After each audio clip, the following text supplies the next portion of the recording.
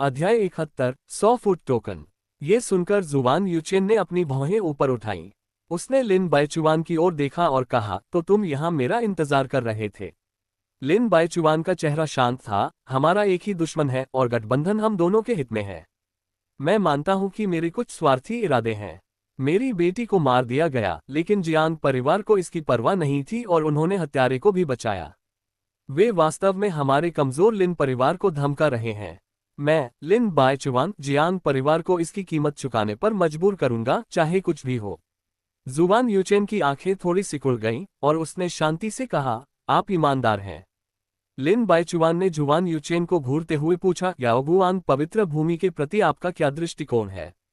जुवान यूचेन ने अपना सिर हिलाया और एक परोक्ष तरीके से कहा, फांजिंग पर्वत और संसार पैलेस ने कुछ ऐसा किया जिससे ताओवादी पवित्र भूमि बहुत नाखुश हो गई। अगर हम उनके बहुत करीब आ गए तो हम निस्संदेह मुसीबत में पड़ जाएंगे। यह मामला बहुत महत्वपूर्ण है। मुझे आपको जवाब देने से पहले वापस जाकर पवित्र भगवान के साथ इस पर चर्चा करने की जरूरत है। मैं आपको जो रवैया दे सकता हूं वह ये है कि अब से मेरी याओगुआन पवित्र भूमि जियांग परिवार के साथ असंगत होगी।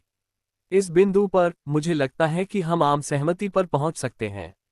ये सुनकर लिन बाइचुआन चुप रहा। याओगुआन पवित्र भूमि ने उन्हें कोई निश्चित उत्तर नहीं दिया, जो कि उनके अपेक्षित परिणाम नहीं था। जुवान यूचेन ने अचानक कहा, यदि आपका लिन परिवार मेरी याओगुआन पवित्र भूमि पर स्विच कर सकता है, तो भविष्य में मेरी याओगुआन पवित्र भूमि निश्चित रूप से आपके लिन परिवार के साथ खड़ी होगी और जियांग परिवार के साथ मिलकर निपटेगी। लिन बाइचुआन ने गहरी आवाज में कहा, क्या आपको लगता है कि मेरा लिन परिवार 3 उपनामों का गुलाम है? जुवान यूचेन मुस्कुराया। ऐसी स्थिति में चलो इसे अभी यहीं छोड़ देते हैं। मैं अब विदा लेता हूं। जुवान यूचेन उठ खड़ा हुआ और खाली जगह को चीरता हुआ आंगन में गायब हो गया। जुवान यूचेन को जाते हुए देखकर लिन बाइचुआन की आंखें ठंडी हो गईं। समय बदल रहा है। यदि ताओवादी पवित्र भूमि अपने पुराने तरीकों से चिपकी रही और अपने ही विचारों पर अड़ी रही, तो देर सवेर यह समय की धारा में बह जाएगी और कवच का एक भी टुकड़ा नहीं बचेगा। 9 युग बीत चुके हैं और दुनिया ने लंबे समय तक ताओवादियों के कारण कष्ट झेले हैं। फांजिंग पर्वत और संसार पैलेस द्वारा अपनाया गया मार्ग कोई नया मार्ग नहीं हो सकता है। जियांग परिवार, सम्राट महल। ये महल स्वर्ग के सम्राट द्वारा बनाया गया था। इसमें जो कुछ भी होता है वह छिपा रहेगा और सम्राट के आयाम में इसका पता नहीं लगाया जा सकेगा। केवल महत्वपूर्ण मामलों पर चर्चा करते समय ही जियांग परिवार के महत्वपूर्ण व्यक्ति यहाँ एकत्र होंगे। जियांग युआन के नेतृत्व में जियांग परिवार के कई बुजुर्ग एक लंबी मेज पर बैठे। महान बुजुर्ग ने गहरी आवाज में कहा, पिछली बार जब लिन जुवानशुन की मृत्यु हुई थी तो लिन परिवार को विपरीत दिशा में धकेल दिया गया था और वह संसार पैलेस में शामिल हो गया था। अब सुकिन र की मृत्यु संभवतः याओगुआन पवित्र भूमि को विपरीत दिशा में धकेल देगी। यदि ये 4 ताकतें एकजुट होती हैं तो ये हमारे जियांग परिवार के लिए बेहद नुकसानदेह होगा। अब एकमात्र पवित्र स्थान जो हमारे साथ एक ही मोर्चे पर खड़े हैं वे हैं जियानिक्सिंग घाटी और हुआनयू हवेली। लेकिन ये 2 पवित्र स्थान क्रमशः 6ठे और 7वें पवित्र स्थान हैं।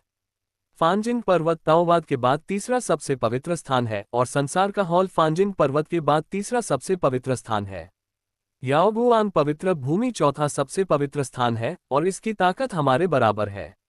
इस तुलना के साथ हमारा कबीला शायद बहुत दबाव का सामना कर रहा है। जैसे ही बड़े बुजुर्ग ने बोलना समाप्त किया, हॉल में अचानक थोड़ा सा सन्नाटा छा गया। एक क्षण के बाद दूसरे बुजुर्ग ने कहा, अफसोस, इससे पहले हमारे कबीले ने याओगुआन पवित्र भूमि के साथ दोस्ती कर ली थी और जियानिक्सिंग घाटी और हुआनयू हवेली की मदद से हम फांजिंग पर्वत और संसार पैलेस से डरते नहीं थे। लेकिन अब अफसोस, स्थिति अच्छी नहीं है। हाँ, लिन परिवार जैसे प्राचीन परिवार के लिए जिसके पास कोई स्वर्गीय सम्राट नहीं है, इससे कोई फर्क नहीं पड़ता कि वे हमें छोड़कर चले गए हैं। हालांकि याओगुआन पवित्र भूमि 2 स्वर्गीय सम्राटों वाली एक प्राचीन शक्ति है। उनके जाने से हमारे कबीले पर महत्वपूर्ण प्रभाव पड़ेगा। मुझे ऐसा क्यों लगता है कि मेरे कबीले का भाग्य दिन ब दिन खराब होता जा रहा है। ये कब शुरू हुआ? खैर, यह कहना कठिन है। अरे, किस कमीने ने सुकिंग एर और हर्टियन के संत को मार डाला? वह बहुत बेशर्म है और उसने जो किया उसकी जिम्मेदारी लेने की हिम्मत नहीं करता। दूसरे बुजुर्ग के बोलने के बाद बाकी बुजुर्ग भी उसी समय बोलने लगे। एक पल के लिए हॉल में अफरा तफरी और शोर मच गया। जियांग युआन को छोड़कर यहाँ शायद कोई नहीं जानता कि सुकिंग एर और संत हुन तियान को किसने मारा। इसलिए इन लोगों की नज़र में उन्होंने मूर्खतापूर्ण तरीके से सोचा कि उनके जियांग परिवार को फंसाया गया था। शांत। जियांग युआन अचानक चिल्लाया। अचानक सभी लोग शांत हो गए। जियांग युआन ने गहरी आवाज में कहा, अब जब ये हो चुका है तो शिकायत करने का कोई मतलब नहीं है। अब हमें ये करना है कि इससे कैसे निपटा जाए। बड़े बुजुर्ग ने अचानक नाक भान सिकोड़ते हुए कहा, आप कबीले के नेता हैं, आप ही तय करें कि क्या करना है। जियांग युआन ने उसकी ओर देखा और कुछ नहीं कहा। बुजुर्ग ने फिर से नाक भान सिकोड़ी और पलटकर दूसरों से शिकायत की, क्या आपको नहीं लगता कि कबीले के नेता के रूप में जियांग युआन की स्थिति ने हमारे कबीले के प्रबंधन को और भी बदतर बना दिया है। जियांग युआन ने ये सुना और ठंडे स्वर में कहा, जियांग हान, तुम्हारा क्या मतलब है। महान बुजुर्ग जियांग हान ने अपना सिर दूसरी ओर घुमा लिया, मैं इससे क्या मतलब निकाल सकता हूँ। दूसरे बुजुर्ग जियांग कैन ने सलाह दी, कबीले के नेता, महान बुजुर्ग, अभी झगड़े का समय नहीं है। इस समय हमारे कबीले को एकजुट होकर बाहरी दुनिया का सामना एक साथ मिलकर करना चाहिए। कुछ तुच्छ मामलों को सद्भाव को नुकसान पहुंचाने न दें। जियांग हान ने गुस्से से कहा, क्या आपको लगता है कि यह एक छोटी सी बात है। जियांग कैन ने आह भरते हुए कहा, महान बुजुर्ग, कृपया कम बोलें।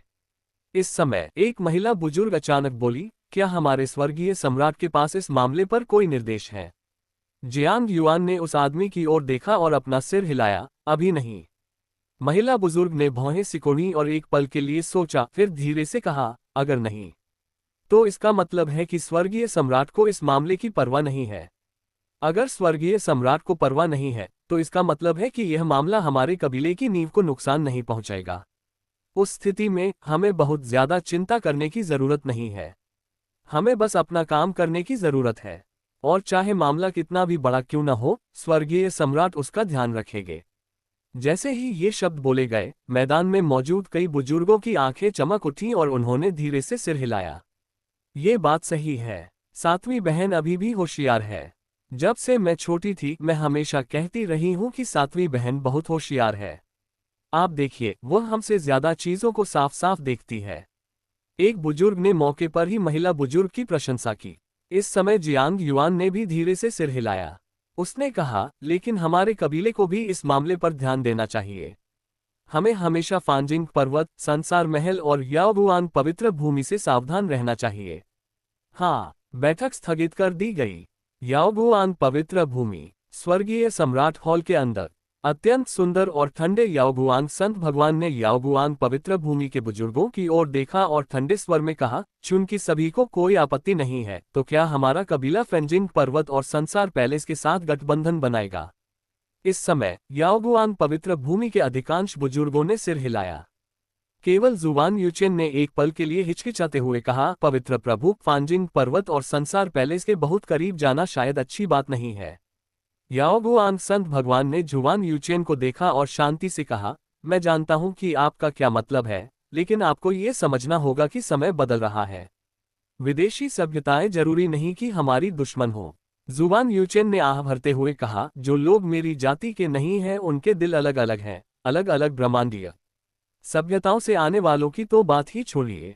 पवित्र भगवान याओगुआंग ने अपनी आंखें सिकोड़ते हुए कहा, यह सच है, लेकिन आपको एक बात समझनी होगी, विदेशी सभ्यता हमेशा हमारी सभ्यता से ज्यादा मजबूत होती है। हमारी सभ्यता अब तक इसलिए बची हुई है क्योंकि दाओ की पवित्र भूमि से आए लोग ही हैं। लेकिन अगर एक दिन दाओ की पवित्र भूमि से आए लोग इसे सहन नहीं कर पाते या कुछ अप्रत्याशित हो जाता है तो हमारा भाग्य राख में बदल जाएगा।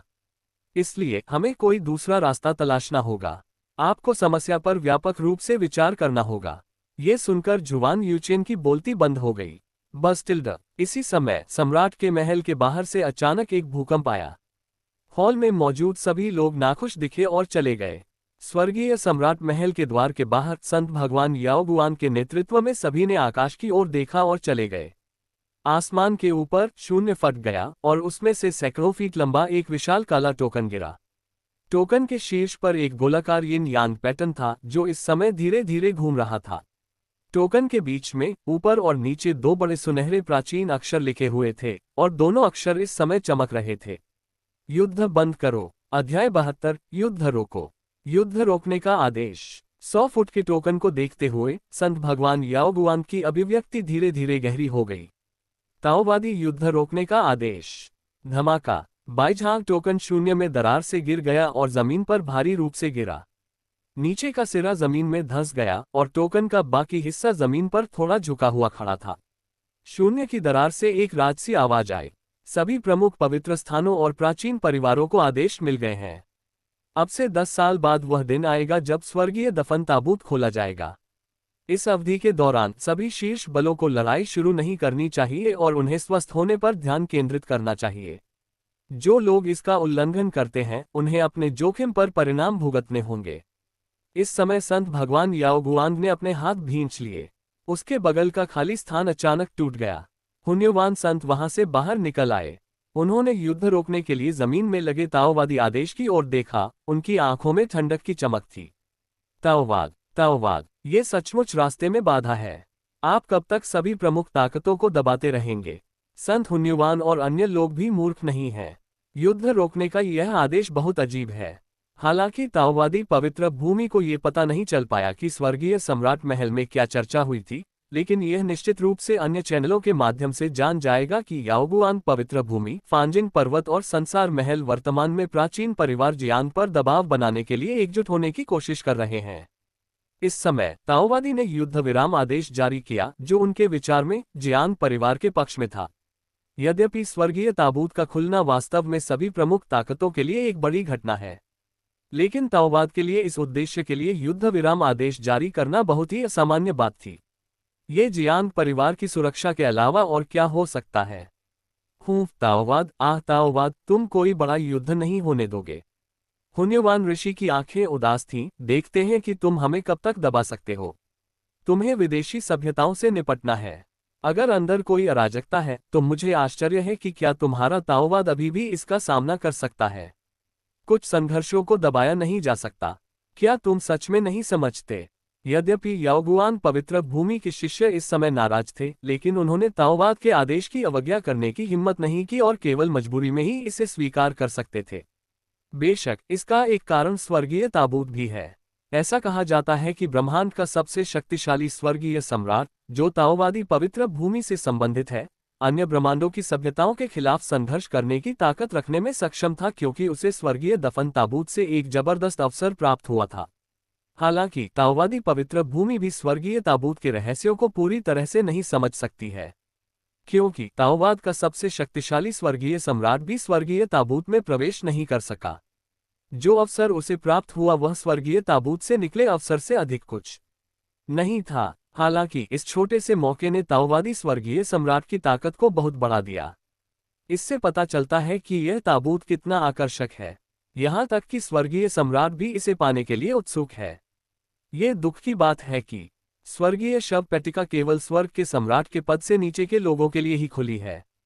इसलिए भले ही स्वर्ग का सम्राट स्वर्गीय ताबूत में प्रवेश करने के लिए अत्यंत उत्सुक था, उसके पास ऐसा करने का कोई रास्ता नहीं था। ताओवादी पवित्र भूमि के सबसे शक्तिशाली स्वर्गीय सम्राट को यह वस्तु संयोग से कहीं हॉन्गमेंग स्पेस में मिली थी। जिस दिन उसे यह मिली, उसने ताबूत से एक खजाना निकाला, जिससे उसकी ताकत बहुत बढ़ गई। लेकिन उसके पास भी ताबूत के अंदर की खोज करने का कोई तरीका नहीं था। इतने सालों में भी जितने भी लोग स्वर्ग के ताबूत में गए थे, वे अंदर के रहस्यों को सही तरह से उजागर नहीं कर पाए थे और परिणामस्वरूप कई लोग मारे गए थे। इस ताबूत की उत्पत्ति रहस्यमय है और केवल यही ताबूत स्वर्ग के सम्राट को बाहर रख सकता है। इससे हम अंदाजा लगा सकते हैं कि इस ताबूत को बनाने वाला व्यक्ति कितना शक्तिशाली है। इस ताबूत के माध्यम से हर कोई पूरी तरह से अनुमान लगा सकता है कि हॉन्गमेंग अंतरिक्ष की गहराई में एक अधिक शक्तिशाली ब्रह्मांडीय सभ्यता होनी चाहिए। यही कारण है कि कई स्वर्गीय सम्राट हॉन्गमेंग अंतरिक्ष का गहराई से पता लगाने की हिम्मत नहीं करते हैं। केवल एक ताबूत ही सबसे शक्तिशाली स्वर्गीय सम्राट को उनके पास आने से रोकने के लिए पर्याप्त था। यदि इस ताबूत के पीछे की सभ्यता से कोई शक्तिशाली व्यक्ति आ जाए तो उसे कौन रोक सकता है? युद्ध रोकने का आदेश केवल याओगुआन पवित्र भूमि पर ही नहीं, बल्कि सभी पवित्र भूमियों और प्राचीन परिवारों पर लक्षित है। जियान परिवार को भी स्वाभाविक रूप से यह प्राप्त हुआ। युद्ध रोकने के आदेश के साथ सभी प्रमुख ताकतों को अगले 10 वर्षों में अपनी इच्छा से युद्ध शुरू करने का साहस नहीं करने की नियति तय है। जियान परिवार का शीर्ष प्रबंधन वास्तव में इस बात से राहत महसूस कर रहा था जियांग युआन ने विशेष रूप से ताली बजाई और खुशी मनाई, क्योंकि वह अच्छी तरह से जानता था कि जब तक जियांग शियाओ को पर्याप्त समय दिया जाता है, वह निश्चित रूप से दुनिया पर हावी होने में सक्षम होगा, और तब तक दुनिया को साफ करना और बाहरी दुनिया के खिलाफ लड़ना उसके लिए कोई समस्या नहीं होगी। केवल ताओवादी पवित्र भूमि के इस कदम से जियांग परिवार को केवल 10 साल का समय मिला। यह अभी भी अज्ञात है कि 10 साल बाद जियांग शियाओ कितना मजबूत होगा। हालांकि ताओवादी पवित्र भूमि शक्तिशाली है, लेकिन इसके लिए दूसरे ब्रह्मांडों के शक्तिशाली प्राणियों और आंतरिक शक्तियों दोनों के खिलाफ लड़ना असंभव है। इसलिए हालांकि ताओवादी पवित्र भूमि इस समय मजबूत तरीके से काम कर रही है, लेकिन ये कुछ सिद्धांतों का भी पालन करती है और कुछ शक्तियों को खत्म नहीं करेगी। कुछ लोग कह सकते हैं कि विदेशी दुश्मनों से लड़ने से पहले हमें देश को स्थिर करना होगा। लेकिन यदि ऐसा है तो एक बार कुछ ताकतों को एक कोने में धकेल दिया जाए तो वे सीधे विदेशी सभ्यता में शामिल हो सकते हैं और दुश्मन बन सकते हैं। इतनी सारी आंतरिक और बाह्य परेशानियों के साथ तथा एक के बढ़ने और दूसरे के घटने के साथ मुझे डर है कि हम अन्य ब्रह्मांडों की सभ्यताओं के साथ प्रतिस्पर्धा करने में असमर्थ होंगे। इसलिए आजकल ताओवादी पवित्र भूमि ब्रह्मांड के भीतर स्थिरता बनाए रखने की पूरी कोशिश कर रही है। हालांकि ब्रह्मांड में कुछ ताकतें चाल चलने के लिए तैयार हैं, फिर भी वे विदेशी सभ्यताओं से सावधान हैं। आखिरकार वे विदेशी सभ्यताएं हैं और कोई भी इतना मूर्ख नहीं होगा कि सब कुछ उन्हें सौंप दे। इसलिए जब तक इन ताकतों को एक कोने में नहीं धकेला जाता, तब तक पैंतरेबाजी के लिए जगह होगी। जैसे ही युद्ध रोकने का आदेश जारी हुआ, सभी सेनाएं अचानक शांत हो गईं। जियांग परिवार का संकट अस्थायी रूप से कम हो गया। जियांग शियाओ को पता चला कि सम्राट जुआनहुआंग द्वारा उसे दिया गया शराब का जग एक रहस्य था। वह कई दिनों से जग में शराब पी रहा था और उसने अपनी मां के साथ भी शराब पी थी। हालांकि इतने दिनों के बाद भी शराब खाली होने का कोई संकेत नहीं दिखा। उसने उत्सुकता से जग के अंदर देखा, लेकिन पाया कि यह एक गड़बड़ था और उसे कुछ भी दिखाई नहीं दे रहा था। लेकिन जब भी वह अपना सिर उठाकर एक घूंट लेता तो ज्ञान की मदिरा हमेशा बाहर निकल आती। यह आश्चर्यजनक है, जियांग जियाओ ने आह भरी। ये देखकर कि वुडाओ के पास पीने के लिए बहुत सारी शराब है, उसने और उसकी मां ने बिना किसी चिंता के उसे पी लिया। वे दोनों ही अत्यंत प्रतिभाशाली हैं और ज्ञानोदय मदिरा की सहायता से उन्होंने तीव्र प्रगति की है। यद्यपि ली शियाओयुन की प्रतिभा जियांग शियाओ जितनी अच्छी नहीं है, फिर भी वह दूसरों से कहीं बेहतर है। उनकी खेती भी तेजी से आगे बढ़ रही है और हर दिन उनका प्रदर्शन अलग होता जा रहा है। इस तरह से अभ्यास करने से जीवन पूर्ण हो जाता है। शुरुआत में जियांग ताइक्सुआन अक्सर मां और बेटे से मिलने आता था, लेकिन हर बार जब उसने देखा कि वे अपनी साधना पर ध्यान केंद्रित कर रहे हैं, तो उसने धीरे धीरे उन्हें परेशान करना बंद कर दिया और बाद में वह कम बार आया। इस खाली समय में मां और बेटा साधना में अधिक तल्लीन हो गए और अक्सर एक दूसरे के साथ अपने अनुभवों का आदान प्रदान करते थे। अंतरिक्ष के दांव में वृहद अंतरिक्ष दांव, सूक्ष्म अंतरिक्ष दांव और परत अंतरिक्ष दांव हैं। समय के दांव में भूतकाल दांव, वर्तमान दांव और भविष्य दांव हैं। द्वितीय पथों में शामिल है चिकित्सा का मार्ग, विष का मार्ग, कीड़ों का मार्ग, सभी जानवरों का मार्ग, पौधों और पेड़ों का मार्ग, नदियों का मार्ग, हवा का मार्ग, औजारों को परिष्कृत करने का मार्ग, ऋण का मार्ग, विनाश का मार्ग, विस्फोट का मार्ग, जीवन का मार्ग, गर्भधारण का मार्ग, संहार का मार्ग, पृथ्वी का मार्ग, गुरुत्वाकर्षण का मार्ग इत्यादि। दुनिया में दिखाई देने वाली हर चीज एक मार्ग हो सकती है। द्वितीयक दांव मूल दांव से उत्पन्न होता है और मूल दांव से अभिन्न रूप से जुड़ा हुआ है। उदाहरण के लिए लकड़ी दांव में वृद्धि सिद्धांत द्वितीयक दांव में जन्म सिद्धांत के समान है, और अग्नि दांव में विस्फोट सिद्धांत द्वितीयक दांव में विस्फोट सिद्धांत के समान है। स्वर्ण दांव में मारण सिद्धांत भी द्वितीयक दांव में मारण सिद्धांत से संबंधित है। ये वास्तव में इन महान मार्गों के बीच संबंधों के कारण ही है कि 3000 महान मार्गों को एक में एकीकृत किया जा सकता है। ताओ की उत्पत्ति का कारण यह है कि इन ताओ से कई द्वितीयक ताओ उत्पन्न हुए हैं। ली शियाओयुन के कमरे में जियांग शियाओ ने अपने विचार व्यक्त किए। ली शियाओयुन ने भौहें सिकुड़कर उनकी बातें सुनी। ये दृश्य थोड़ा अजीब लग रहा था। मूलतः वयस्क बच्चों को पढ़ाते थे, लेकिन अब बच्चे वयस्कों को पढ़ाते हैं। हालांकि ऐसे दृश्य यहाँ अक्सर होते रहते हैं। कोई और कारण नहीं है। जियांग शियाओ की समझ भी असाधारण है। यह इस प्रकार का अभ्यास है। समय गुजर जाता है। पलक झपकते ही 10 साल बीत गए। अध्याय 73 स्वर्ग के सम्राट से कमतर नहीं। अगर मैं तुम्हें 10 साल दूं तो तुम क्या कर सकते हो? शून्य में जुआनहुआंग स्वर्गीय सम्राट ने एक विशेष डोमेन खोला। डोमेन के भीतर स्थान और समय थोड़ा विकृत था और हजारों फीट दूर तक फैला हुआ था। 10,000 फीट इस डोमेन की सीमा नहीं थी। यह जुवानहुआन स्वर्गीय सम्राट द्वारा जानबूझकर किया गया था। उसका उद्देश्य एक विशेष क्षेत्र बनाना था जो ब्रह्मांड और समय से अलग हो, ताकि स्वर्गीय सम्राट आयाम से अन्य स्वर्गीय सम्राटों द्वारा जासूसी किए जाने से बचा जा सके। यदि आप अपनी दृष्टि स्वर्गीय सम्राट आयाम तक बढ़ाते हैं तो आप देखेंगे कि यह क्षेत्र अराजकता में है। अंदर जो कुछ भी घटित होता है, चाहे वह वर्तमान से हो या अतीत से, उसे देखा नहीं जा सकता। जुवानहुआन तिंडी के सामने 100 फीट दूर शून्य के अशांत प्रवाह पर आसमानी नीले रंग का ब्रोकेड लबादा पहने एक युवक खड़ा था। लड़का युवा दिख रहा था, लेकिन उसकी लंबाई लगभग सम्राट जुवानहुआन जितनी ही थी, सिर्फ आधा सिर छोटा। उसकी सुंदर भौहें थीं और चेहरा जैद जैसा सफेद था। उसके काले बाल उसके सिर के पीछे जैद हेयरपिन से बड़े करीने से बंधे हुए थे। उसकी गहरी आंखें चमकीली और चकाचौंध थीं, बिना किसी अशुद्धता के आत्मा से भरी हुई। ये स्पष्ट था कि उसने कभी दुनिया की मार नहीं झेली थी। उसका अलौकिक स्वभाव उसे जंगल से बाहर निकलते हुए एक योगिनी जैसा दिखता था। इस समय वह शून्य परत में खड़ा था और सहजता से घूम रहा था। आओ, मुझ पर हमला करो। उसके सामने सम्राट जुवानहुआंग अपना बायां हाथ पीठ के पीछे रखकर खड़े थे और युवक से शांतिपूर्वक बात कर रहे थे। अच्छा, वह युवक 10 साल बाद जियांग शियाओयाओ था। जब उसने सम्राट जुवानहुआन के शब्द सुने तो उसका चेहरा चमक उठा और वह सम्राट जुवानहुआन की ओर दौड़ पड़ा। उससे एक अद्भुत आभा निकल रही थी, यहाँ तक कि सम्राट जुवानहुआन भी इस समय आश्चर्य प्रकट करने से खुद को नहीं रोक सके। लेकिन फिर आश्चर्य की यह झलक प्रत्याशा में बदल गई। जियांग शियाओयाओ सम्राट जुवानहुआन के सामने ऐसे प्रकट हुआ जैसे वह टेलीपोर्ट हो गया हो। उसने अपनी दाहिनी मुट्ठी कसी और सम्राट जुवानहुआन की ओर जोर से तान दी। एक बहुत ही सरल पंच। उन्होंने कोई जादुई शक्ति का प्रयोग नहीं किया, केवल परम मूल शक्ति। बहुत अच्छा। सम्राट जुवानहुआन की आंखें थोड़ी सिकुड़ गईं, उनका बायां हाथ अभी भी उनकी पीठ के पीछे था और उनका दाहिना हाथ भी मुट्ठी में बंद था। मुट्ठी के विरुद्ध मुट्ठी। इस समय जियांग परिवार के सबसे बुजुर्ग और सबसे शक्तिशाली व्यक्ति ने परिवार के एक छोटे सदस्य, जो केवल 10 वर्ष का था, के साथ मुकाबला करने का निर्णय लिया। यदि इस समय वहां दर्शक होते तो निश्चित रूप से ऐसे लोग होते जो उस युवक पर अपनी क्षमताओं को अधिक आंकने का आरोप लगाते, स्वर्ग के सम्राट को भड़काने के लिए उसका मजाक उड़ाते और उसकी निंदा करते। लेकिन जब बूढ़े और जवान की मुट्ठियां टकराईं तो उत्पन्न हुई भयावह आघात तरंग तुरंत ही मुट्ठी की टक्कर के बिंदु को केंद्र बनाकर सभी दिशाओं में फैल गई, जिससे मार्ग में आने वाला सारा शून्य नष्ट हो गया और शून्यता का क्षेत्र निर्मित हो गया। इस शून्य क्षेत्र में समय और स्थान लुप्त हो जाते हैं तथा 3000 महान मार्ग लुप्त हो जाते हैं। केवल 2 लोगों की शक्ति से उन्होंने इस क्षेत्र में तबाही मचा दी। ऐसा लगता है कि उनका अस्तित्व ही नियम और सत्य है।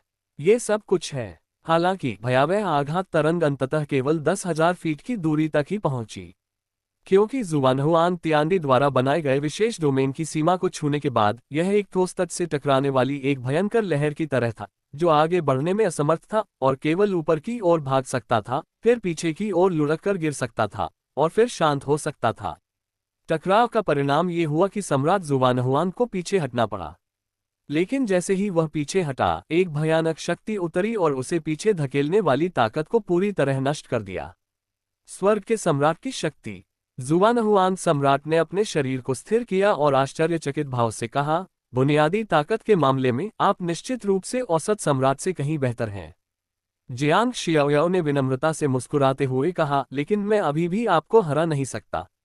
अरे, मैंने 10 साल तक कड़ी मेहनत की है, लेकिन मैं केवल 3000 महान तरीकों को समझ पाया हूं और एक संत बन पाया हूं, और 120 महान तरीकों को एकीकृत कर पाया हूं। लेकिन 3000 महान तरीकों को पूरी तरह से एकीकृत करने से पहले मुझे अभी भी एक लंबा रास्ता तय करना है। जब सम्राट जुवानहुआंग ने उस बच्चे की बात सुनी तो एक पल के लिए उसके चेहरे पर एक अजीब भाव उभर आया। वह समझ नहीं पा रहा था कि लड़के की विनम्रता की प्रशंसा करे या उसे वर्साए जैसा व्यवहार करने के लिए डटे।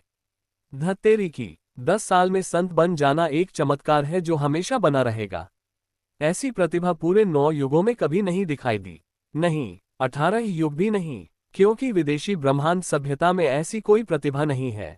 ये बच्चा न केवल संत बन गया, बल्कि 120 महान मार्गों को भी आत्मसात कर लिया। अन्य संत कैसे बच सकते थे? विशेषकर यदि उन पुराने संतों को इस बारे में पता चल जाता तो वे शायद इतने क्रोधित होते कि उन्हें खून की उल्टी आ जाती। आप जानते हैं, कुछ पुराने संत 9 युगों तक जीवित रहे हैं, लेकिन अभी तक स्वर्गीय सम्राट नहीं बन पाए हैं। अगर वे 10 वर्षों में 120 महान तरीकों को एकीकृत कर सकते हैं, तो स्वर्गीय सम्राट का पद उनकी पहुंच में होगा। लेकिन इस बच्चे के लिए महान तरीकों का सम्मिश्रण कोई अतिशयोक्तिपूर्ण बात नहीं है। सबसे अतिशयोक्तिपूर्ण बात यह है कि इस बच्चे की बुनियादी ताकत बहुत मजबूत है। सम्राट जुआनहुआन की अभिव्यक्ति देखकर जियांग शियाओ शर्म से मुस्कुराया। क्यों? मेरा यह आशय नहीं था। सम्राट जुआन हुआंग ने कड़वाहट से मुस्कुराते हुए कहा, अभी अभी मेरे मुंह की शक्ति मेरे शरीर में आंतरिक ब्रह्मांड की शक्ति से आई है और मेरी आंतरिक ब्रह्मांड शक्ति को बढ़ाया गया है। मैंने अभी इसका केवल 5वां हिस्सा इस्तेमाल किया है, लेकिन ये 5वां हिस्सा एक संत को मारने के लिए पर्याप्त है। लेकिन तुम मजाक कर रहे हो। सम्राट जुआनहुआंग ने अपना सिर हिलाया और कुछ और नहीं कहना चाहा। मैं जितना अधिक बोलता हूं, उतना ही अधिक उदास होता जाता हूं। जियांग शियाओ मुस्कुराया। उसे अपनी बुनियादी ताकत पर बहुत गर्व था। वर्षों तक सम्राट जुआनहुआंग कभी कभी उनसे मिलने आते रहे। सम्राट जुआनहुआंग से उन्होंने सम्राट की ताकत के बारे में बहुत सी विशिष्ट जानकारी भी हासिल की। स्वर्ग के सम्राट के बारे में उनकी समझ भी ताज़ा हो गई। वास्तव में, जब स्वर्ग के सम्राट को पदोन्नत किया गया था, तो उसके शरीर में स्वर्ग के सम्राट की शक्ति एक संत की तुलना में 100 गुना अधिक मजबूत थी और एक अर्ध संत की तुलना में 1000 गुना अधिक मजबूत थी। जब जियांग शियाओ को अर्ध संत के रूप में पदोन्नत किया गया, तो उसके शरीर में अर्ध संत की शक्ति नव पदोन्नत स्वर्गीय सम्राट की शक्ति के बराबर थी। बाद में उसे सिस्टम से 323 गुना सुधार प्राप्त हुआ। उसकी मूल शक्ति स्वर्गीय सम्राट की शक्ति से 323 गुना के बराबर थी, जो नए स्वर्गीय सम्राट से कहीं ज्यादा थी। इसलिए उसने संत हुन तियान को एक ही लात से मार डाला, जो कि केक के टुकड़े की तरह था। जब उसने संत हुन तियान को मार डाला, तो उसे वास्तव में अपनी क्षमताओं को बढ़ाने के लिए किसी जादुई शक्ति की आवश्यकता नहीं थी, वह उसे सिर्फ एक लात से मार सकता था। लेकिन आखिरकार यह उसकी पहली लड़ाई थी और उसका सामना एक संत से था। सुरक्षा के लिए उसने अपनी बुनियादी ताकत बढ़ाने के लिए कई जादुई शक्तियों का इस्तेमाल किया। लेकिन ये स्वर्ग का नया सम्राट है। पूर्ण स्वर्गीय सम्राट की मूल शक्ति उसके शरीर के भीतर स्थित आंतरिक ब्रह्मांड से आती है और इससे भी अधिक शक्तिशाली होती है। क्योंकि स्वर्गीय सम्राट के पद पर पदोन्नत होने के बाद स्वर्गीय सम्राट अपने शरीर में आंतरिक ब्रह्मांड का निर्माण करने के लिए ऊर्जा आधार के रूप में स्वर्गीय सम्राट की शक्ति और नियमों के रूप में 3000 महान दावों का उपयोग करता है। इस प्रक्रिया में एक निश्चित समय लगता है, इसलिए जब एक नए पदोन्नत स्वर्गीय सम्राट को पदोन्नत किया जाता है, तो ये स्वर्गीय सम्राट की शक्ति होती है जो उसके शरीर में प्रवाहित होती है। आंतरिक ब्रह्मांड के निर्माण के बाद यह आंतरिक ब्रह्मांड की शक्ति होती है जो उसके शरीर में प्रवाहित होती है। आंतरिक ब्रह्मांड की शक्ति स्वर्ग के सम्राट की शक्ति से 3000 गुना अधिक है। जुआनहुआंग तियानदी ब्रह्मांड के पहले युग का सम्राट है। वह कोई साधारण सम्राट नहीं है। पिछले 9 युगों में उसके भीतर ब्रह्मांड की शक्ति 5 गुना बढ़ गई है। जियांग शियाओ को संत के रूप में पदोन्नत किए जाने के बाद उसकी मूल शक्ति उसकी अपनी विशाल शक्ति के आधार पर 10 गुना बढ़ गई, जो सीधे स्वर्ग के सम्राट से आगे निकल गई जिसने आंतरिक ब्रह्मांड का पूर्ण निर्माण किया था।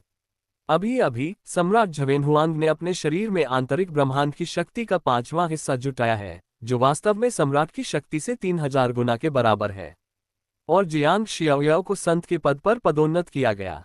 किसी भी जादुई शक्ति का उपयोग किए बिना या महान मार्ग की शक्ति को बढ़ाए बिना भी उसकी मूल शक्ति स्वर्गीय सम्राट की तुलना में 3230 गुना अधिक थी। ये स्पष्टता सम्राट जुआनहुआंग द्वारा प्रयुक्त शक्ति से अधिक शक्तिशाली है। यही कारण है कि सम्राट जुआनहुआंग को अभी अभी जियांग शियाओ ने पराजित किया। लेकिन वह आखिरकार एक शक्तिशाली स्वर्गीय सम्राट था। जब उसने पाया कि वह अपने प्रतिद्वंद्वी का मुकाबला नहीं कर सकता, तो उसने तुरंत अपनी स्वर्गीय सम्राट शक्ति से उसे दबा दिया। इसलिए जियांग शियाओ के मुके की शक्ति ने उसे ज्यादा प्रभावित नहीं किया। आत्मसंतुष्ट मत होइए। मैंने अभी आंतरिक ब्रह्मांड की शक्ति का केवल 5वां हिस्सा ही इस्तेमाल किया है। मैंने महान दाव की प्रवर्धन शक्ति का उपयोग नहीं किया, स्वर्ग के सम्राट की शक्ति का तो कहना ही क्या। आप अभी भी मुझे हराने से बहुत दूर हैं। सम्राट जुआनहुआंग भी एक अभिमानी व्यक्ति था और जियांग शियाओ को इतना अभिमानी देखकर उसकी जीतने की इच्छा तुरंत जागृत हो गई। चाहे जो भी हो, वह स्वर्ग का सम्राट है जो ब्रह्मांड के प्रथम युग में पैदा हुआ था। यदि वह 10 साल के बच्चे को नहीं हरा सकता, तो वह एक मजाक है। अध्याय 74 अंतरिक्ष पत्थर। जियांग शियाओयाओ भी एक ऐसा व्यक्ति है जो आसानी से हार नहीं मानता। इस समय उसने अपना सिर उठाया और कहा, मैंने अभी अपनी जादुई शक्तियों का उपयोग नहीं किया है। मेरे पास बहुत सारी जादुई शक्तियां हैं। मेरी एवेन्यू पावर एम्पलीफिकेशन बेकार है। अगर मेरी जादुई शक्तियों को एवेन्यू पावर एम्पलीफिकेशन के साथ जोड़ दिया जाए तो एम्पलीफिकेशन को 3000 गुना की सीमा तक बढ़ाया जा सकता है। सम्राट जुवान हुआंग ने अपना सिर हिलाया। निष्क्रिय जादुई शक्ति और महान दाव की शक्ति का संयोजन वास्तव में प्रवर्धन गुणक को 3000 गुना की सीमा तक बढ़ा सकता है, लेकिन आप केवल औसत सम्राट से अधिक शक्तिशाली हैं और मेरे अंदर ब्रह्मांड की शक्ति बढ़ गई है। आप मुझसे थोड़े बुरे हैं। ये सुनकर जियांग शियाओयाओ तुरंत उदास हो गया। सम्राट जुवानहुआंग इस बारे में गलत नहीं थे। ये पहले कहा जा चुका है कि महान दाव की शक्ति वृद्धि की ऊपरी सीमा 3000 गुना है। अलौकिक शक्तियों का सार वास्तव में महान दाव का प्रवर्धन है। इस तरह के प्रवर्धन के लिए किसी अभ्यास की आवश्यकता नहीं होती है। जब तक कि व्यक्ति के पास अलौकिक शक्तियां हो, वह इसमें महारत हासिल कर सकता है। यह असाधारण प्रतिभा वाले लोगों के लिए ब्रह्मांड की उत्पत्ति से एक पुरस्कार है। लेकिन अलौकिक शक्तियों की भी अपनी विशिष्टताएं होती हैं। विशेष विशेषता यह है कि निष्क्रिय जादुई शक्तियों को महारत हासिल महान तरीके की शक्ति के साथ आरोपित किया जा सकता है, लेकिन सुपरपोजिशन सीमा 3000 गुना से अधिक नहीं है। तथाकथित निष्क्रिय जादुई शक्तियां वे हैं जो मूल शक्ति को बढ़ाती हैं, जैसे कि क्रेजी ब्लडलाइन। चाहे निष्क्रिय जादुई शक्तियां, आक्रामक जादुई शक्तियां या महान दाव की शक्ति को कैसे भी मिलाया और आरोपित किया जाए, उनके अधिरोपण की सीमा 3000 बार से ज्यादा नहीं होगी। यही कारण है कि ऐसा कहा जाता है कि स्वर्ग का सम्राट किसी भी गुप्त तरीके का उपयोग नहीं करता है। अधिक सटीक रूप से कहें तो स्वर्ग का सम्राट किसी भी जादुई शक्ति का उपयोग नहीं करता है। अधिक से अधिक आप जादुई शक्तियों या महान दाव के विशेष प्रभावों का उपयोग कर सकते हैं। उदाहरण के लिए निगलना, जहर देना, जलना आदि। क्योंकि चाहे ये कितना भी बढ़ जाए, ये कभी भी 3000 गुना से अधिक नहीं हो सकता। वर्तमान में स्वर्ग के सम्राट के लिए अपनी ताकत बढ़ाने का केवल एक ही तरीका है, और वह है आंतरिक ब्रह्मांड की शक्ति को मजबूत करना, और आंतरिक ब्रह्मांड की शक्ति को मजबूत करने की कोई सीमा नहीं है। जियांग शियाओयाओ की बात करें तो अब उसकी अलौकिक शक्तियां महान दाव की शक्ति के साथ मिलकर 3000 गुना तक बढ़ गई हैं, और इसकी मूल शक्ति एक साधारण पूर्ण स्वर्गीय सम्राट की शक्ति से 200 गुना अधिक है। इसलिए उनका वर्तमान हमला उन स्वर्गीय सम्राटों से बेहतर है जिनके आंतरिक ब्रह्मांड को बढ़ाया नहीं गया है। उसके और इस प्रकार के स्वर्गीय सम्राट के बीच सबसे बड़ा अंतर यह है कि उसके पास स्वर्गीय सम्राट की शक्तिशाली शक्ति नहीं है। ये सोचते हुए उसने अचानक सम्राट जुवानहुआंग से कहा, सम्राट जुवानहुआंग, क्या आप मुझ पर स्वर्ग के सम्राट की शक्ति का उपयोग कर सकते हैं? मैं देखना चाहता हूं कि क्या मैं स्वर्ग के सम्राट की शक्ति के दमन का सामना कर सकता हूं। सम्राट जुवानहुआंग की आंखें चमक उठीं।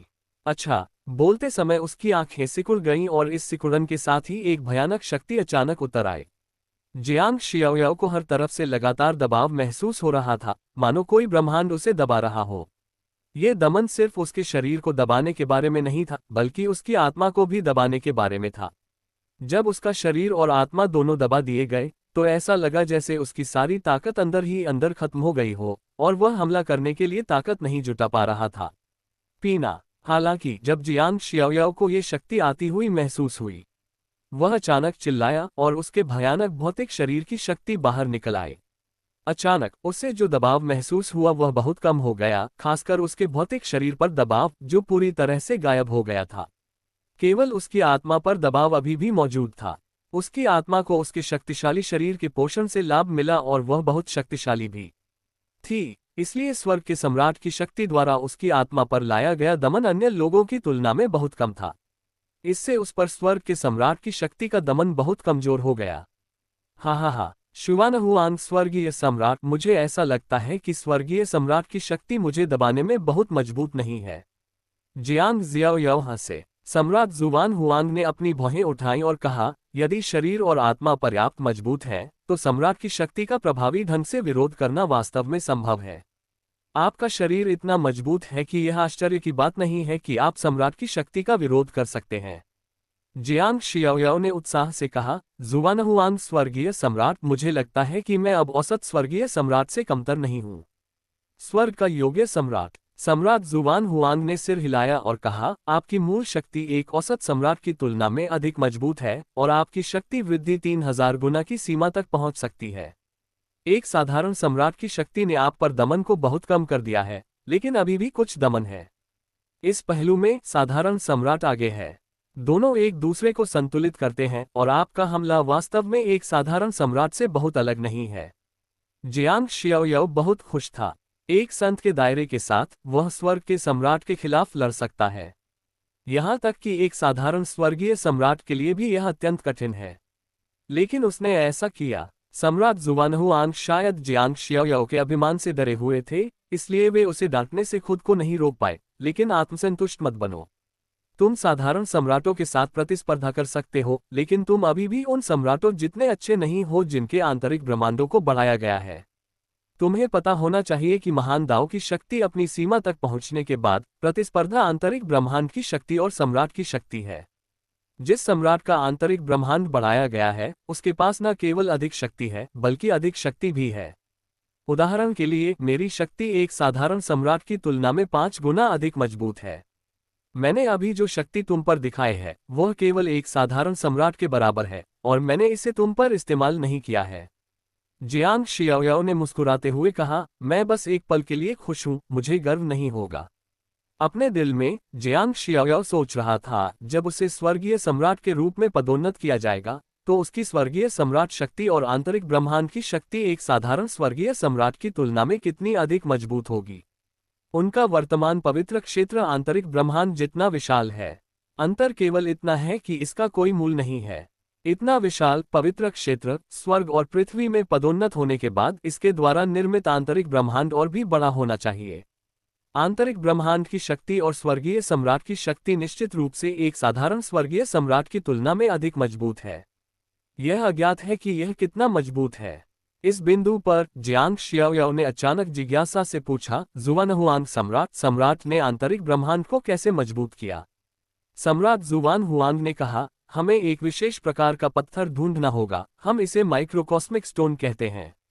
सूक्ष्म पत्थर। जियांग शियाओयाओ ने सोचा। सम्राट जुवानहुआंग ने सिर हिलाया, छोटा ब्रह्मांडीय पत्थर केवल होंगमेंग अंतरिक्ष में पाया जा सकता है।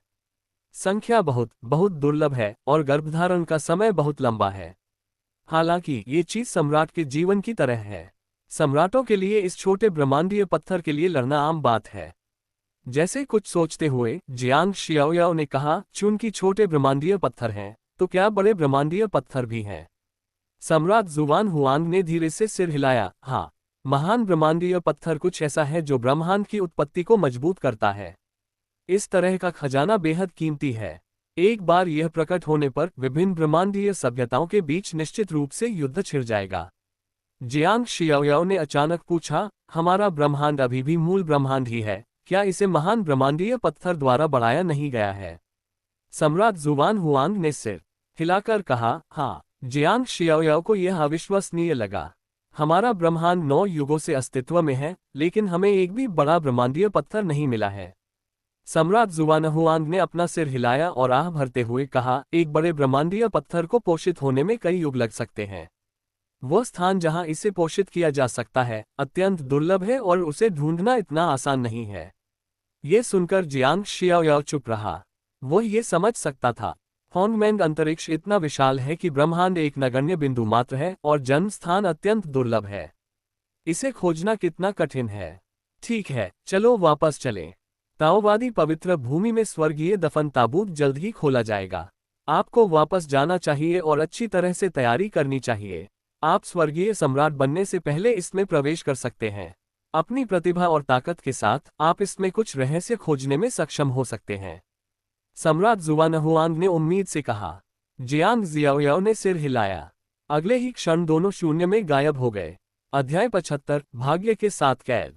जियाओयाओ आंगन के सामने खाली जगह खुल गई और आसमानी नीले रंग का लबादा पहने जियांग शियाओयाओ अकेले बाहर निकल आया। आंगन में घास और पेड़ हरे भरे थे, जैसे पन्ना हरा हो। अमर चीड़ और सरू के पेड़ पूरे साल सदाबहार और आध्यात्मिकता से भरे रहते थे। जब जियांग शियाओयाओ उनके बीच से गुजरता था तो शाखाएं धीरे धीरे हिलती थीं और उसे सलाम करती थीं, मानो कह रही हो, नमस्ते गुरु। आंगन के बीच में एक चट्टानी स्थान है और चट्टानी स्थान के नीचे एक तालाब है। जादुई मछलियों का एक समूह पानी में इत्मीनान से तैर रहा है। जब जियांग शियाओ तालाब के किनारे पर चला गया तो विभिन्न रंगों की मछलियों ने एक दिल का आकार बनाया जो बहुत आध्यात्मिक था। ये प्रांगण जियांग परिवार द्वारा जियांग शियाओ को दिया गया था। सप्ताह के दिनों में वह अपनी मां के साथ यहाँ रहता है। जब मैं हॉल के सामने पहुंचा तो एक खूबसूरत महिला बाहर आई। ये ली जियाओयुन था। 10 साल बीत गए हैं लेकिन वह अब भी उतनी ही ऊर्जावान है और इतने सालों में उसके सुंदर चेहरे पर कोई निशान नहीं पड़ा है। इसके विपरीत क्योंकि वह मां बन गई है उसमें एक परिपक्व आकर्षण है और वह अधिक आकर्षक हो गई है। क्या सम्राट जुआनहुआन फिर से तुम्हें ढूंढ रहे हैं? ली जियाओयुन ने पूछा। जियांग शियाओ ने मुस्कुराते हुए कहा, हाँ, मैंने सम्राट जुआनहुआन के साथ भी प्रतिस्पर्धा की थी। ली शियाओयुन को भी पता था कि संत बनने के बाद जियांग शियाओ बहुत शक्तिशाली हो गया था, इसलिए उसने उत्सुकता से पूछा, परिणाम क्या हुआ? जियांग शियाओ ने धीरे से आह भरी भौहें सिकुड़ी और कहा, बूढ़ा सम्राट जुआनहुआन अभी भी बहुत शक्तिशाली है। मैं उसका मुकाबला नहीं कर सकता। जियांग शियाओ की भौहें सिकोड़ते देख ली शियाओयुन ने धीरे से उसके सिर को छुआ और मुस्कुराते हुए कहा, तुम केवल 10 साल के हो। बूढ़ा सम्राट जुआनहुआन 9 युगों तक जीवित रहा है। उसका इतना शक्तिशाली होना असामान्य है। अगर तुम उसे हरा सको तो यह अजीब होगा। माँ का मानना है कि जब तुम 100 साल के हो जाओगे तो तुम और भी शक्तिशाली हो जाओगे। जियांग शियाओ ने सांस छोड़ते हुए कहा, 100 साल पुराना। अफसोस, कुछ लोगों को पहले ही दफना दिया गया है। ली शियाओयुन असहाय थी। क्या आपको लगता है कि 100 साल बहुत लंबा समय है? जियांग जियाओ ने कहा, मेरे लिए हाँ। ली शियाओयुन अवाक रह गया। 10 साल की साधना के बाद यह बालक एक संत बन गया है और 100 से अधिक महान मार्गों को आत्मसात कर चुका है। वह वास्तव में एक असाधारण व्यक्ति है। उसकी तुलना में भी मैं बहुत हीन हूँ। हालांकि ली शियाओयुन भी बेहद प्रतिभाशाली है और पिछले 10 सालों से जियांग शियाओ के साथ ज्ञानवर्धक शराब पी रही है और उसने जियांग शियाओ से ज्यादा खराब संसाधन और उपचार का आनंद नहीं लिया है, लेकिन वह अभी केवल एक अर्धसंत बन गई है और उसने 3000 महान दाउस का 90% समझ लिया है। वह अभी भी पूरी समझ से कुछ दूरी पर है। हालांकि वह एक अर्धसंत है, लेकिन उसकी नींव के साथ उसकी मूल शक्ति एक संत की तुलना में 40 गुना अधिक मजबूत है और उसके पास कई जादुई शक्तियां हैं। उसकी ताकत पुराने संत से कम नहीं है।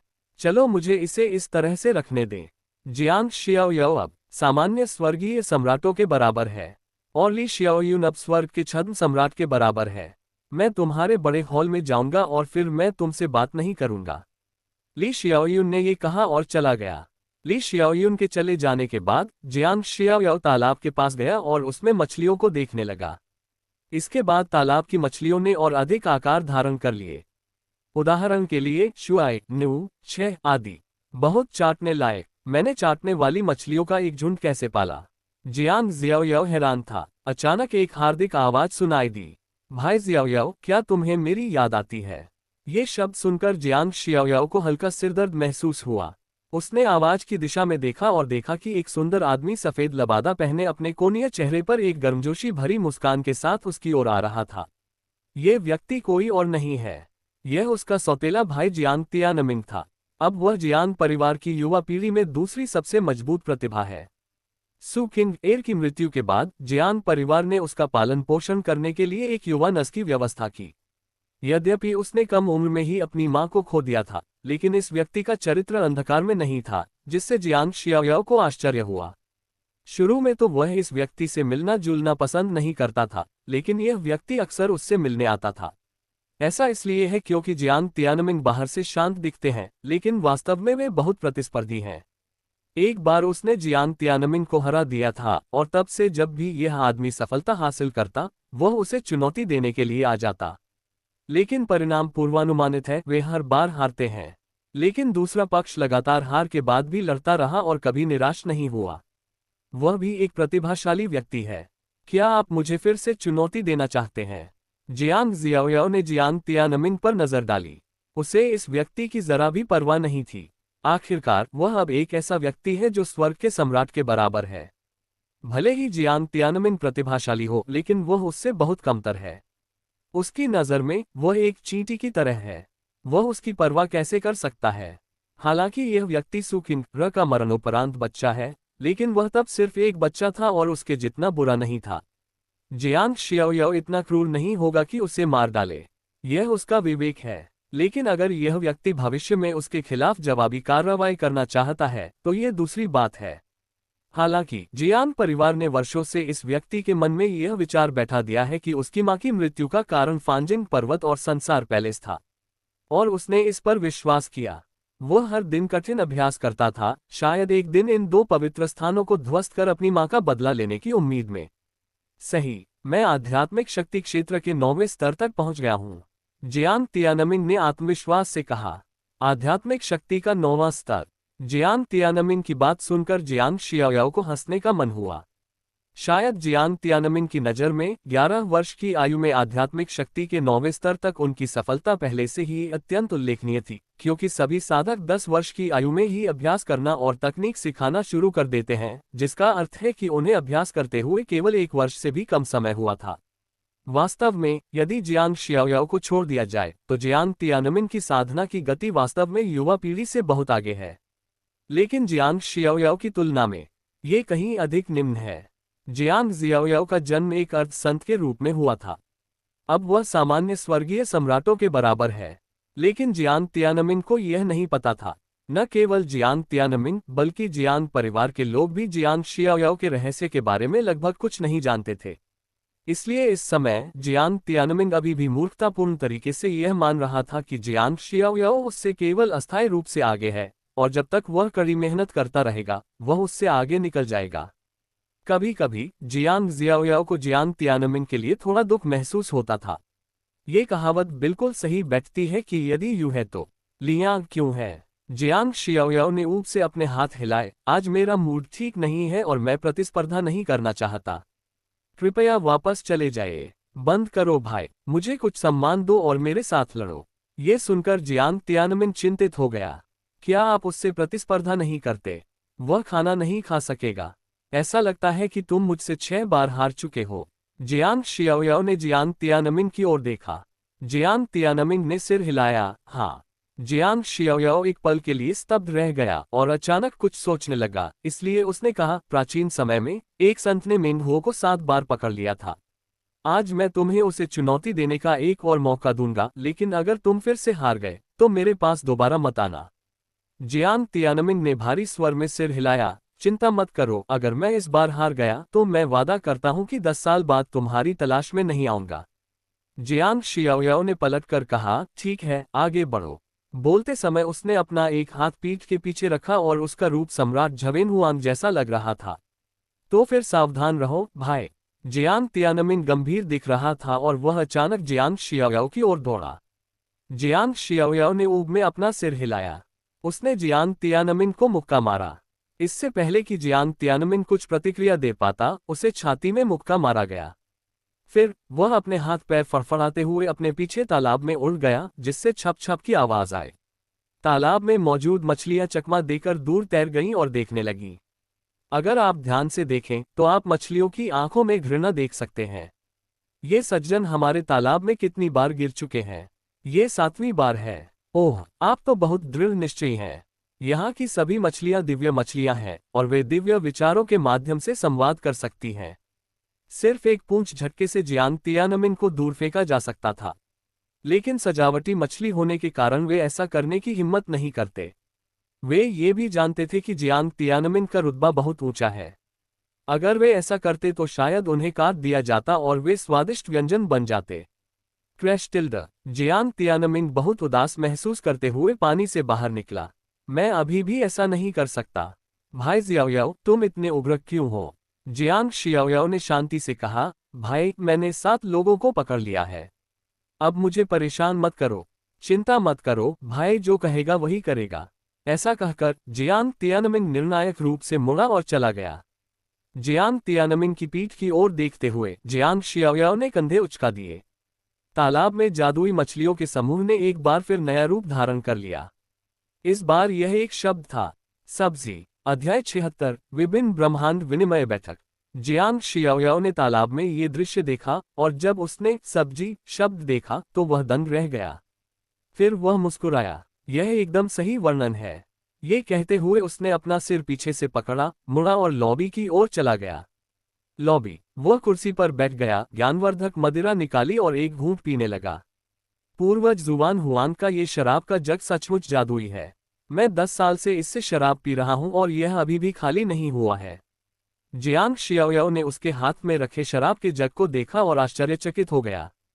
वह और उसकी माँ 10 वर्षों से एक साथ ज्ञानवर्धक शराब की यह बोतल पी रहे हैं, लेकिन यह अभी भी खाली नहीं हुई है। हालांकि वे हर दिन केवल एक घूंट ही पीते थे, हर समय नहीं, फिर भी इतने लंबे समय तक इसे पीना बहुत अपमानजनक था। आत्मज्ञान की शराब पीने के बाद जियांग शियाओ जी की तरह कुर्सी पर लेट गया। उसकी आंखें झपकी हुई लग रही थीं, लेकिन वह आत्मज्ञान की स्थिति में प्रवेश कर चुका था। अब वह किसी भी समय और कहीं भी ज्ञान प्राप्त कर सकता है। प्रेबिस्टरों का चर्च। जियांग युआन, ली शियाओयुन और सभी बुजुर्ग एक साथ इकट्ठे हुए। पिछले 10 वर्षों के दौरान ली शियाओयुन ने अपनी ताकत दिखाई है और जियांग परिवार में हर कोई जानता है कि वह एक अधसंत के स्तर तक विकसित हो गई है। इसलिए वह भी जियांग परिवार के बुजुर्ग समूह की सदस्य बन गई। जहां तक उसके बुरे व्यवहार का सवाल है, तो उसने ये कहकर सवाल टाल दिया कि वह अपने पुनर्जन्म के महान सत्य से अवगत हो गई है। जियांग परिवार के लोगों ने इसके लिए पहले से ही खुद को तैयार कर लिया था, इसलिए भले ही उन्हें कुछ संदेह था, लेकिन उन्होंने सबने इसे स्वीकार कर लिया। मुझे अभी अभी दाव संप्रदाय से एक संदेश मिला है, जिसमें कहा गया है कि दूसरे ब्रह्मांड से भेजे गए प्रतिभाशाली लोग कल ताइगू शहर में पहुंचेंगे। दूसरे ब्रह्मांड से आए प्रतिभाशाली लोगों के लिए पहली विनिमय बैठक जल्द ही आयोजित की जाएगी। दाव संप्रदाय चाहता है कि हम, प्राचीन परिवार और पवित्र स्थान, दूसरे ब्रह्मांड से आए प्रतिभाशाली लोगों के साथ विनिमय करने के लिए अपनी प्रतिभाओं को भेजें और इस ब्रह्मांड की युवा पीढ़ी की शैली दिखाएं। जियांग युआन ने मैदान के चारों ओर देखा और धीरे से बोला। जैसे ही ये शब्द बोले गए, मैदान में मौजूद सभी लोगों की भौहें तन गईं। महान बुजुर्ग जियांग हान ने नाक भान सिकोड़ते हुए कहा, विभिन्न ब्रह्मांडों से आए प्रतिभाशाली लोगों के लिए यह विनिमय बैठक क्या है? ये स्पष्ट रूप से विभिन्न ब्रह्मांडों से आए मजबूत मूल वाले प्रतिभाशाली लोगों के लिए अपनी ताकत और श्रेष्ठता दिखाने का स्थान है। कमजोर मूल वाले विभिन्न ब्रह्मांडों से आए प्रतिभाशाली लोग केवल दिखावा करने के लिए हैं। इस विनिमय बैठक का क्या मतलब है? क्या ये दूसरों के लिए सिर्फ उनके चेहरे पर तमाचा मारने का मौका है?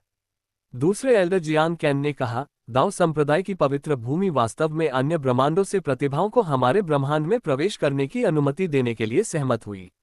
यह इतने सारे युगों में अभूतपूर्व है। जियांग युआन ने कहा, मैंने सुना है कि इस बार न केवल प्रतिभाशाली लोग आए हैं, बल्कि अन्य ब्रह्मांडों से संत भी आए हैं।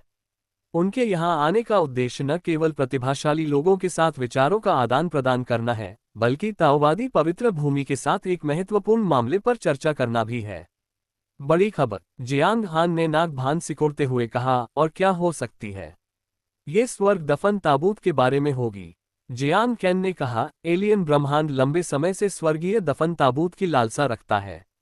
अगर ताओवादी पवित्र भूमि से कोई व्यक्ति नहीं होता, तो मुझे डर है कि यह ताबूत बहुत पहले ही एलियन ब्रह्मांड सभ्यता के हाथों में पड़ गया होता। जियांग हान ने व्यंग्यात्मक लहजे में कहा, आप सरासर बकवास कर रहे हैं। यदि ताओवादी पवित्र भूमि से आए व्यक्ति न होते, तो न केवल हम स्वर्ग के ताबूत को खो देते, बल्कि हम अपना ब्रह्मांड भी खो देते। जियांग युआन ने दोनों को बहस करने से रोका और कहा, चाहे वे जो भी चर्चा करना चाहें, हमें बस वही करना है जो ताओवादी पवित्र भूमि हमें करने के लिए कहती है। इस बार हमारे कबीले को 100 वर्ष से कम उम्र के प्रतिभाशाली लोगों को भेजने की जरूरत है। लोगों की संख्या वे खुद तय कर सकते हैं। यदि आप चाहते हैं कि आपके अपने प्रतिभाशाली लोग जाकर देखें कि क्या हो रहा है, तो आप अपना नाम प्रस्तुत कर सकते हैं। जियांग हान ने उदासीन होने का नाटक करते हुए कहा, जो कोई भी जाना चाहता है, जा सकता है। अगर वे जाते हैं, तो वे शर्मिंदा होंगे और इससे युवा पीढ़ी के आत्मविश्वास को नुकसान पहुंचेगा। वैसे भी मेरा वंश किसी को भी जाने के लिए नहीं भेजेगा। अचानक एक बुजुर्ग हंसे और बोले, मुझे डर है कि महान बुजुर्ग की वंशावली एक अच्छे उम्मीदवार के साथ नहीं आ सकती है। जियांग हान ने उस आदमी को घूरते हुए कहा, तुम बकवास कर रहे हो। मेरे वंश ने भी इस पीढ़ी में एक प्रतिभाशाली व्यक्ति को जन्म दिया है, फिर उस स्थान को लेने वाला कोई और क्यों नहीं है? बुजुर्ग ने कहा, पैतृक वंश अब पर्याप्त अच्छा नहीं है। कबीले के नेता के वंश ने 2 प्रतिभाशाली लोगों को जन्म दिया है जो पैतृक वंश से बेहतर हैं। तुम्हारा वंश घर पर पर्याप्त अच्छा नहीं है, और अगर तुम बाहर जाओगे तो तुम्हें केवल शर्मिंदा होना पड़ेगा। जियांग हान अचानक खड़ा हो गया। तीसरे भाई, आप वास्तव में मेरी आलोचना करना चाहते हैं, है ना? आपका अपना वंश इतना अच्छा नहीं है। तीसरे भाई जियांग यी ने शांति से कहा, मैं तुम्हें सच बता रहा हूं, तुम इतने चिंतित क्यों हो? जियांग युआन चिल्लाया, बहस बंद करो। यदि आप किसी को नहीं भेजना चाहते हैं तो प्रत्येक कबीले को 3 लोगों को भेजना चाहिए। जियांग हान फिर से बैठ गया और गुस्से से बुदबुदाया, मुझे नहीं पता कि ये दरवाजा किस लिए है। स्वर्ग का ताबूत खुलने वाला है और वे अभी भी ऐसा कर रहे हैं।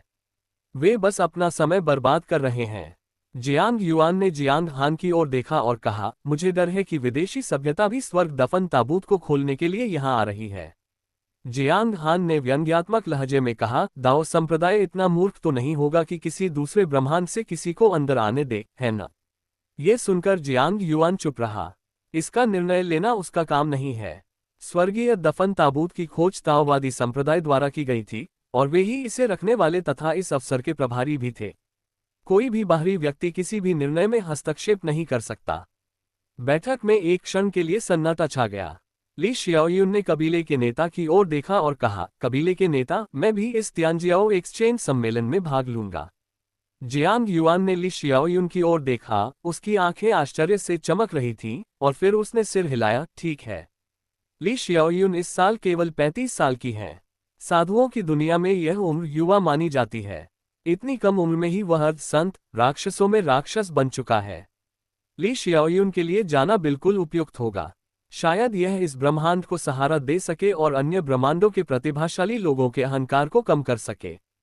फिर यह तय किया जाता है, प्रत्येक शाखा भाग लेने के लिए 3 लोगों को भेजेगी। जियांग युआन ने घोषणा की। बैठक खत्म हो गई है। ली शियाओयुन कबीले के नेता के साथ शियाओ युआन लौट आया। जियांग युआन अपने पोते जियांग शियाओ से मिलने आए थे तथा व्यक्तिगत रूप से जियांग शियाओ को बैठक की विषय वस्तु बताने आए थे। वह अपने पोते से बहुत प्यार करता था। दादाजी, आपके पास यहाँ आने का समय कैसे आया? लॉबी में जियांग शियाओ ने जियांग युआन और ली शियाओयुन को अंदर आते देखा और तुरंत अपनी कुर्सी से खड़ा हो गया। हाँ, दादाजी तुमसे मिलने आए थे। तुमने इतने दिनों से दादाजी को नहीं देखा। क्या तुम्हें उनकी याद आती है? जब जियांग युआन ने जियांग शियाओ को देखा तो उसका चेहरा प्यार से भर गया और उसने जियांग शियाओ के सिर को छू लिया। जियांग शियाओ ने मुस्कुराते हुए कहा, मैंने इसके बारे में सोचा था। जियांग युआन ने वर्षों तक उसके साथ बहुत अच्छा व्यवहार किया। उन्हें आवंटित संसाधन सीधे एक पुराने संत के स्तर के हैं। ये वास्तव में कबीले के भीतर इतने सारे संसाधनों के समर्थन के कारण ही है कि वह बिना किसी व्यवधान के अभ्यास कर सकता है। दादाजी, बैठ जाइए। जियांग जियाओ ने जियांग युआन को कुर्सी पर बैठने के लिए आमंत्रित किया। ली शियाओयुन मुस्कुराया और कहा, अपने दादाजी के लिए 1 कप चाय डालो। ठीक है। जियांग शियाओ ने चाय बनाने की पहल की और अपने बगल में बैठी अपनी माँ के लिए भी 1 कप चाय बनाना नहीं भूला। जियांग युआन ने खुशी से चाय की एक चुस्की ली और कहा, मैं इस बार आपको कुछ बताने के लिए यहाँ आया हूँ। क्या कुछ है? जियांग शियाओ ने उत्सुकता से पूछा। जियांग युआन ने सिर हिलाया और फिर उन्होंने बैठक की विषय वस्तु को अत्यंत संक्षिप्त भाषा में व्यक्त किया। किसी दूसरे ब्रह्मांड से आए प्रतिभाशाली व्यक्ति से मिलना। जियांग शियाओ दंग रह गया।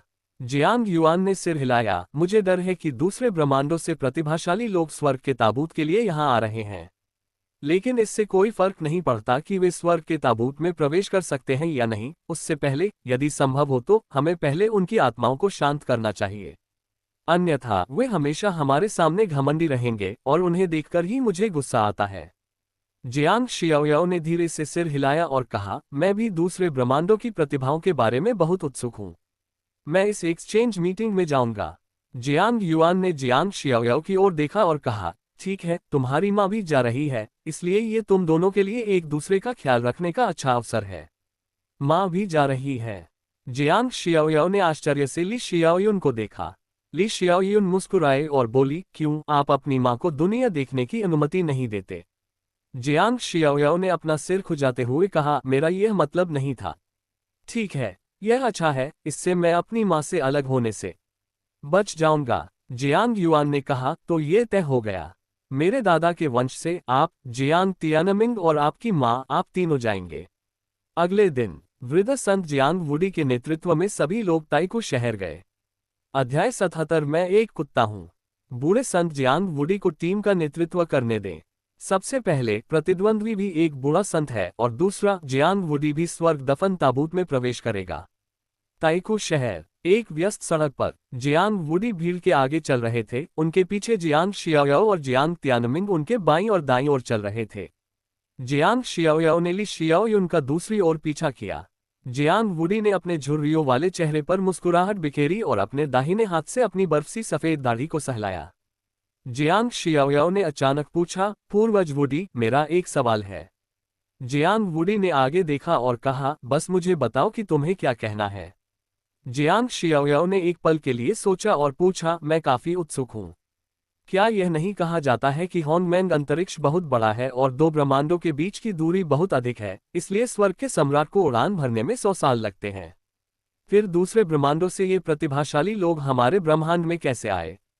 जब वे यहाँ आए तो वे युवा प्रतिभाशाली नहीं थे, लेकिन जब वे हमारे ब्रह्मांड में आए तो वे बूढ़े प्रतिभाशाली बन गए, है ना? जियांग वुडी ने मुस्कुराते हुए कहा, शियाओयाओ एक होशियार बच्चा है, वह चीजों पर गहराई से सोचता है और वास्तव में उसने इस समस्या के बारे में सोचा था। जियांग जियाओयाओ अवाक था, ये कितना गहन है। मेरे अजेय पूर्वज, यदि आप मेरी प्रशंसा करना चाहते हैं तो ऐसा करने की कोई आवश्यकता नहीं है। जियांग वुडी ने बताया, ये होंगमेंग अंतरिक्ष में निश्चित टेलीपोर्टेशन सरणी का उपयोग है। जियांग शियाओयाओ आश्चर्यचकित था, टेलीपोर्टेशन सरणी? जियांग वुडी ने सिर हिलाया। होंगमेंग अंतरिक्ष में कुछ स्थानों पर होंगमेंग भंवर नामक विशेष समय और स्थान बिंदु हैं। इन विशेष समय और स्थान बिंदुओं का उपयोग करके स्वर्ग का सम्राट लंबी दूरी की टेलीपोर्टेशन करने के लिए उन पर एक निश्चित टेलीपोर्टेशन सरणी का निर्माण कर सकता है। जियांग शियाओयाओ ने आश्चर्यचकित होकर पूछा, इसका मतलब है कि हम अपने ब्रह्मांड से सीधे दूसरे ब्रह्मांड में टेलीपोर्ट हो सकते हैं? जियांग वुडी ने अपना सिर हिलाया और उसे सही किया, नहीं। होंगमेंग भंवर का स्थान निश्चित है। यह आमतौर पर किसी ब्रह्मांड के करीब नहीं पहुंचता है। हम केवल पास के स्थान पर टेलीपोर्ट कर सकते हैं और फिर वहां पहुंचने के लिए उड़ान भर सकते हैं। जियांग जियाओयाओ समझ गया। इस समय जियांग तियानमिंग, जो सुन रहा था, भी उत्सुक हो गया और उसने पूछा, टेलीपोर्टेशन सरणी एक समय में कितनी दूर तक टेलीपोर्ट कर सकती है? जियांग वुडी ने जियांग तियानमिंग की ओर देखा और कहा, आमतौर पर 10 से 20 स्वर्गीय सम्राट वर्ष। जियांग तियानमिंग की मासूम आंखें चौड़ी हो गईं। अब तक जियांग परिवार में दूसरे सबसे प्रतिभाशाली व्यक्ति के रूप में जियांग तियानमिंग ने भी स्वर्ग के सम्राट के वर्ष के महत्व को समझा। जियांग शियाओयाओ का मन डोल उठा और उसने कहा, अर्थात यदि हम उस त्रिगुण मूल ब्रह्मांड से अपने ब्रह्मांड में आना चाहते हैं तो एक संचरण पर्याप्त नहीं है। जियांग वुडी ने सिर हिलाया, खैर, आमतौर पर टेलीपोर्ट होने में कई बार समय लगता है। जियांग शियाओयाओ ने अपने होठों को सिकोड़ते हुए कहा, यह काफी परेशानी वाली बात है। जियांग वुडी की आंखों में विस्मय झलक रहा था और वह आह भरते हुए बोला, होंगमेंग अंतरिक्ष बहुत रहस्यमय है। इसकी गहराई और विशालता सभी साधकों को भयभीत कर देती है। जियांग शियाओयाओ ने अचानक कहा, यदि हम कई टेलीपोर्टेशन एरे बनाते हैं तो क्या व्यापक होंगमेंग अंतरिक्ष का अन्वेषण करना संभव नहीं होगा? जियांग वुडी ने नाक सिकोड़ते हुए कहा, यदि आप मरना चाहते हैं तो मर जाए। यदि आप एक अपराजय ब्रह्मांडीय सभ्यता का सामना करते हैं तो टेलीपोर्टेशन सरणी उनके लिए मार्ग प्रशस्त करेगी। संक्षेप में याद रखें, यदि आपके पास पर्याप्त ताकत नहीं है तो होंगमेंग अंतरिक्ष की गहराई से खोज करने के बारे में भी न सोचें, अन्यथा आप न केवल खुद को नुकसान पहुंचाएंगे बल्कि आपके पीछे ब्रह्मांडीय सभ्यता को भी नुकसान पहुंचाएंगे। जियांग शियाओयाओ ने चिंतित होकर पूछा, क्या होगा यदि अन्य लोग हमें ढूंढ लें? क्या वे हमें नष्ट करने के लिए टेलीपोर्टेशन सरणी का उपयोग नहीं कर सकते? जियांग वुडी ने गंभीरता से कहा, तो बस प्रार्थना करें कि हमारे ब्रह्मांड की खोज किसी अधिक शक्तिशाली सभ्यता द्वारा न की जाए। इस समय जियांग शियाओयाओ के दिल में अचानक संकट की भारी भावना उमड़ पड़ी। ऐसा लगता है उनकी ब्रह्मांडीय सभ्यता को किसी भी समय आपदा का सामना करना पड़ सकता है। एक बार जब ये स्थान किसी उन्नत सभ्यता द्वारा खोज लिया जाता है तो यह उनके लिए अच्छी बात नहीं होगी, चाहे दूसरा पक्ष अच्छा हो या बुरा। काफी देर के बाद सभी लोग एक बड़े प्रांगण में आए। परिसर में प्रवेश करते ही एक कार्यक्रम स्थल आता है। इस समय ये स्थान पहले से ही एक के बाद एक वार्तालापों की आवाज से गुलजार है। यहाँ की मेज पहले से ही दुर्लभ खजानों, पवित्र औषधियों और उत्तम एवं समृद्ध दिव्य फलों से भरी हुई है। मेज के पास से गुजरते हुए जियांग शियाओयाओ ने भौहें सिकोड़ते हुए कहा, हम दूसरे ब्रह्मांड से आए प्रतिभाशाली लोगों के प्रति इतने विनम्र क्यों हैं? हम उनका मनोरंजन करने के लिए सभी पवित्र औषधियों का उपयोग करते हैं। जियांग वुडी की आंखों में तिरस्कार की चमक थी, ये घुटने टेकने वाले कबीले की गलती है। जियांग शियाओयाओ चौंका, घुटने टेकने वाला कबीला? जियांग वुडी ने समझाया, ये वे लोग हैं जो विदेशी सभ्यता को चाट रहे हैं। अगर आपको उनका नाम बताना ही है तो वे फांजिंग माउंटेन और संसार पैलेस के कमीने हैं। अमिताभ, लेकिन क्या जियांग परिवार से कोई है? तभी एक युवा भिक्षु आया, नारा लगाया और पूछा, क्या तुम नहीं देख सकते? और पूछो। जियांग वुडी ने खराब रवैये के साथ ठंडी सांस ली। जियांग वुडी ने इस भिक्षु को कोई चेहरा नहीं दिया क्योंकि वह जानता था कि यह आदमी फांजिंग पर्वत से था। आप इतने अहंकारी क्यों हैं परोपकारी? युवा भिक्षु ने थोड़ा सा मुंह सिकोड़ा। जियांग वुडी की आंखें चमक उठी, क्या आप जानते हैं मैं कौन हूं? युवा भिक्षु ने शांतिपूर्वक कहा, मैं बौद्ध धर्म का अनुयायी हूं और सांसारिक मामलों को नहीं जानता। यदि मैंने आपको ठेस पहुंचाई है तो कृपया मुझे क्षमा करें। जियांग वुडी ने नाक भान सिकोड़ी। कोई भी इस बात पर विश्वास नहीं करेगा। फांजिंग पर्वत ने इस छोटे भिक्षु को उन्हें प्राप्त करने दिया, ये स्पष्ट था कि वे उन्हें घृणा करना चाहते थे। आखिरकार आपके जियांग परिवार और उनके फांजिंग पर्वत के बीच शत्रुतापूर्ण संबंध हैं और वे कई वर्षों से लड़ रहे हैं। दूसरों के लिए आपके साथ शिष्टता से व्यवहार करना असंभव है। संघर्ष यहाँ शुरू नहीं हुआ, ये पहले से ही नियंत्रण में था। जियांग वुडी को भी यह बात पता थी और वह छोटे भिक्षु की बात पर ध्यान देने में बहुत आलसी था। वह मुड़ा और एक मेज की ओर चला गया जिस पर एक बोर्ड लगा था जिस पर लिखा था, जियांग परिवार कृपया बैठ जाएं। बैठने के बाद जियांग वुडी और अन्य लोग फिर से क्रोधित हो गए, क्योंकि मेज पर रखी फलों की प्लेट वास्तव में सिर्फ आध्यात्मिक फल थे। इसके बजाय विदेशी ब्रह्मांड सभ्यताओं के लिए जो तैयार किया गया था वह सभी दिव्य फल और पवित्र औषधियां थीं। कमजोर घुटनों का एक समूह। जियांग वुडी ने शाप दिया। अगर कोई और संत होता तो शायद अपनी संत छवि को दर्शाने के लिए अपने चेहरे पर अपनी आंतरिक भावनाएं नहीं दिखाता, लेकिन जियांग वुडी ऐसा नहीं करता था। वह जो भी कहना चाहता था वह कह देता था। इस समय जियांग शियाओयाओ भी गुस्से में था। पूर्वज वुडी, आपने फांजिंग पर्वत और संसार पैलेस के लोगों को ये स्वागत कार्य क्यों करने दिया? जियांग वुडी ने नाक सिकोड़ते हुए कहा, क्योंकि उसका एलियन ब्रह्मांड के साथ अच्छा रिश्ता है। जियांग जियाओयाओ स्तब्ध रह गया। यदि आप इसके बारे में ध्यान से सोचे तो हाँ, अगर यह कोई और ताकत होती तो वे मिलते ही ठंडे चेहरे वाले हो जाते और कभी भी लड़ाई शुरू कर सकते थे। वे निश्चित रूप से इस काम के लिए उपयुक्त नहीं हैं। ऊपर देखो। जियांग शियाओयाओ ने पाया कि स्थल में सबसे महत्वपूर्ण स्थान मूल रूप से विदेशी ब्रह्मांड के लिए तैयार किया गया था। उसके बाद 6 पवित्र स्थान, पहले 5 प्राचीन परिवार और फिर शेष प्राचीन परिवार जैसे कि लिन परिवार जो अपेक्षाकृत पीछे की स्थिति में बैठे थे। इस समय विदेशी ब्रह्मांड में मेज के सामने की सीटें अभी भी खाली हैं और अभी तक कोई नहीं आया है। बस एक संकेत। एलियन ब्रह्मांड सभ्यता की स्थिति पवित्र भूमि और पहले 5 प्राचीन परिवारों से आगे है। फांजिंग पर्वत और संसार पैलेस का क्या मतलब है? क्या वे सोचते हैं कि एलियन ब्रह्मांड सभ्यता हमसे बेहतर होनी चाहिए? ली शियाओयुन ने अपनी खूबसूरत आंखों से उसकी ओर देखा जिसमें ठंडक का भी संकेत था। फांजिंग माउंटेन और संसार हॉल का व्यवहार वास्तव में घृणित है। जानबूझकर अपने आप को निम्न स्थिति में रखें। यद्यपि विदेशी ब्रह्मांड सभ्यता की उत्पत्ति वास्तव में इस ब्रह्मांड की तुलना में अधिक मजबूत है, लेकिन इस तरह का व्यवहार अभी भी लोगों को बेहद असहज महसूस कराता है। इस ब्रह्मांड की उत्पत्ति भले ही पीछे की ओर हो, लेकिन यह इससे 3 गुनी उत्पत्ति वाले ब्रह्मांड से प्रतिस्पर्धा करने में सक्षम है। इतना विनम्र और चापलूस होने की कोई आवश्यकता नहीं है ना? वास्तव में कोई हड्डी ही नहीं है। हम त्रिमूल ब्रह्मांड मिंग्युआन सभ्यता से आए प्रतिष्ठित अतिथि का हार्दिक स्वागत करते हैं। कृपया सभी लोग खड़े होकर हमारा अभिवादन करें। यहीं पर छाती पर पुनर्जन्म का निशान लिए एक युवक जोर से चिल्लाया था। उसी समय वह युवा भिक्षु जिसने अभी अभी जियांग शियाओयाओ और उसके समूह का स्वागत किया था, भी वहां आ गया। इस समय वह अपना सिर नीचे किए हुए था, विनम्र दिख रहा था और उसके चेहरे पर एक चापलूसी भरी मुस्कान थी। उसने एक साधु का आचरण पूरी तरह से खो दिया था और इसके बजाय एक चापलूस खलनायक की तरह लग रहा था। यह उस रवैये के बिल्कुल विपरीत था जो उन्होंने अभी जियांग परिवार के सदस्यों के स्वागत के समय दिखाया था। जियांग शियाओयाओ को युवा भिक्षु के चेहरे पर मैं एक कुत्ता हूं, ये 3 शब्द दिखाई दे रहे थे। अध्याय 78 क्या हुआ? आपको शर्म आनी चाहिए। जियांग शियाओयाओ ने धीमी आवाज में खुद को कोसा। फांजिंग पर्वत और संसार के हॉल का व्यवहार वास्तव में घिनौना है।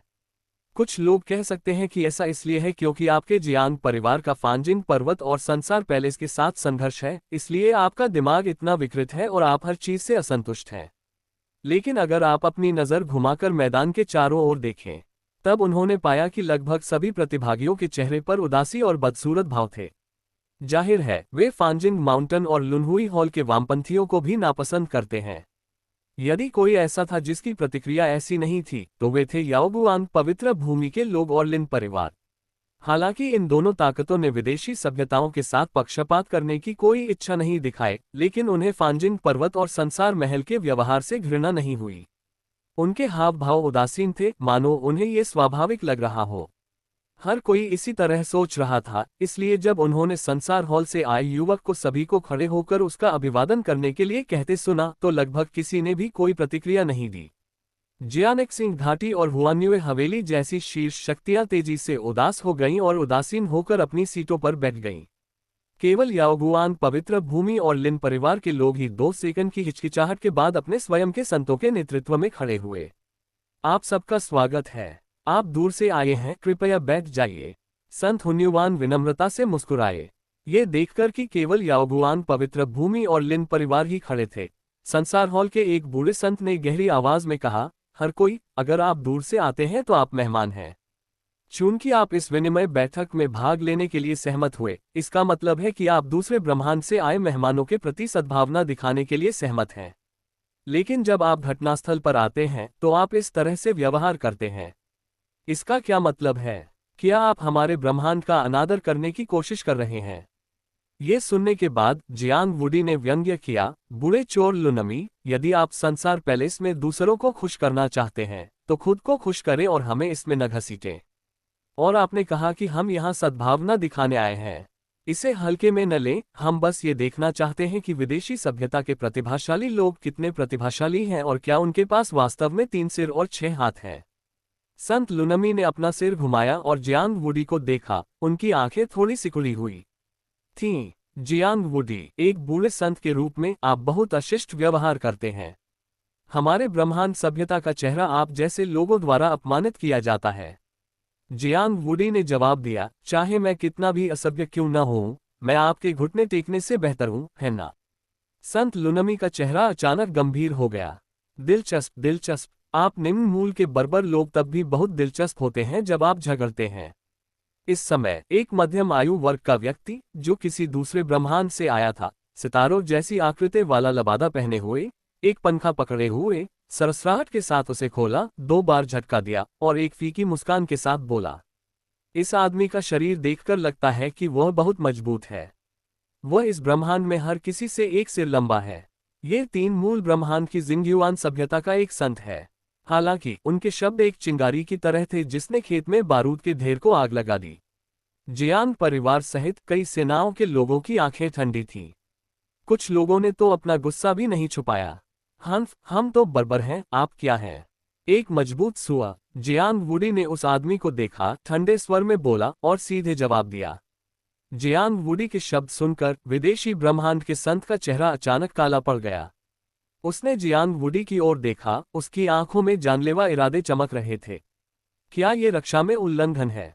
मुझे नहीं लगता कि आप सभ्य या महान हैं। जियांग वुडी बिल्कुल भी नहीं डरी। जियांग वुडी, चुप रहो। हम अंततः सभी ब्रह्मांडीय सभ्यताओं के साथ शांतिपूर्ण संबंध पर पहुंच गए हैं। यदि आप इसे बिना किसी कारण के नष्ट कर देते हैं तो क्या आप जानते हैं कि कितने लोगों को इससे कष्ट होगा? संत लुनमी अचानक चिल्लाए। जियांग वुडी ने व्यंग्य किया, घुटनों पर झुककर दी गई शांति उसे न पाना ही बेहतर है। अगर आप, संहार चक्र के संत, को ये पसंद है तो आप इसका आनंद लें और हमें इसमें न घसीटें। हम आपकी तरह रीढ़विहीन नहीं हैं। संत लुनमी का चेहरा अचानक उदास हो गया।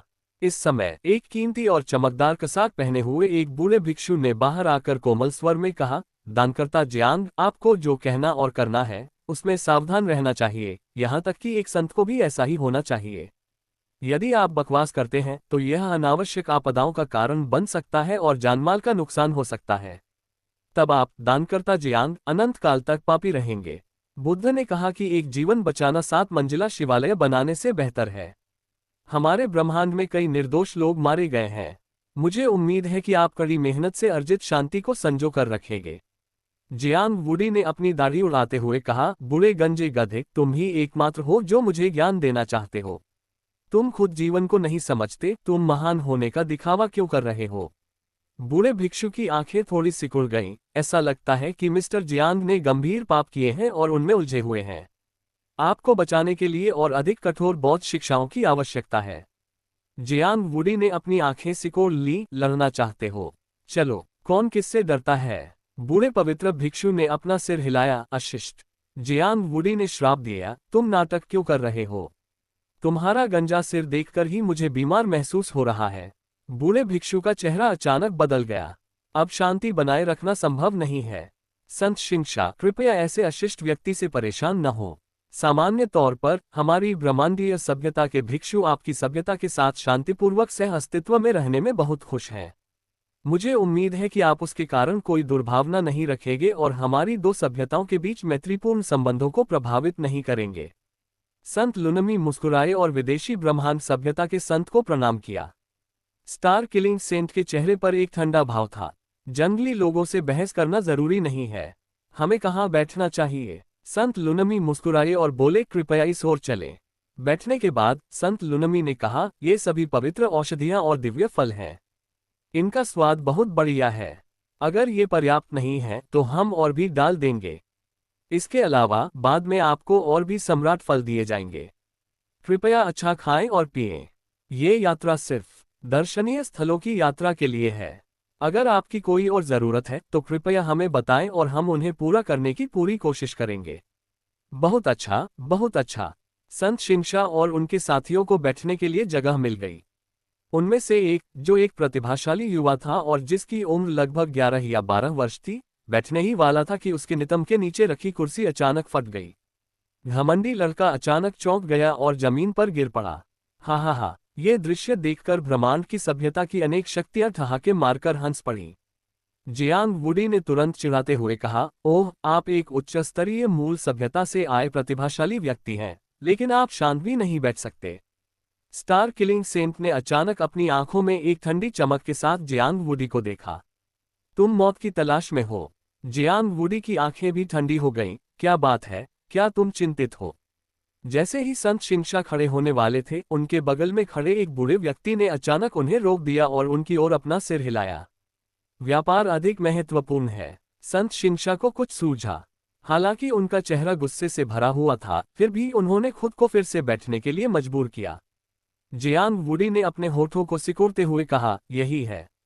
उनके बगल में अजय पूर्वज को पूरी गति से बात करते हुए देखकर जियांग शियाओ और अन्य युवा पीढ़ी को राहत महसूस हुई और वे हंसने लगे।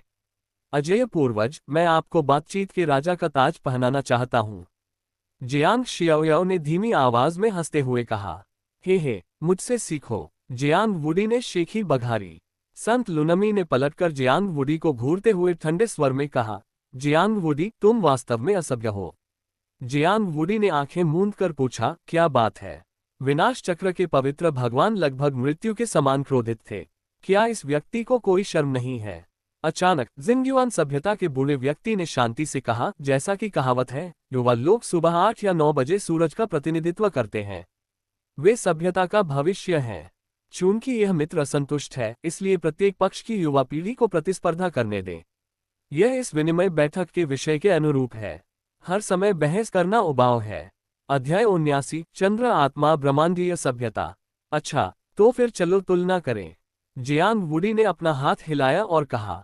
जियांग वुडी, जो जियांग शियाओ की पृष्ठभूमि को अच्छी तरह से जानता है, उसे जिंगुआन सभ्यता की युवा पीढ़ी के साथ लड़ाई में हारने की चिंता नहीं होगी।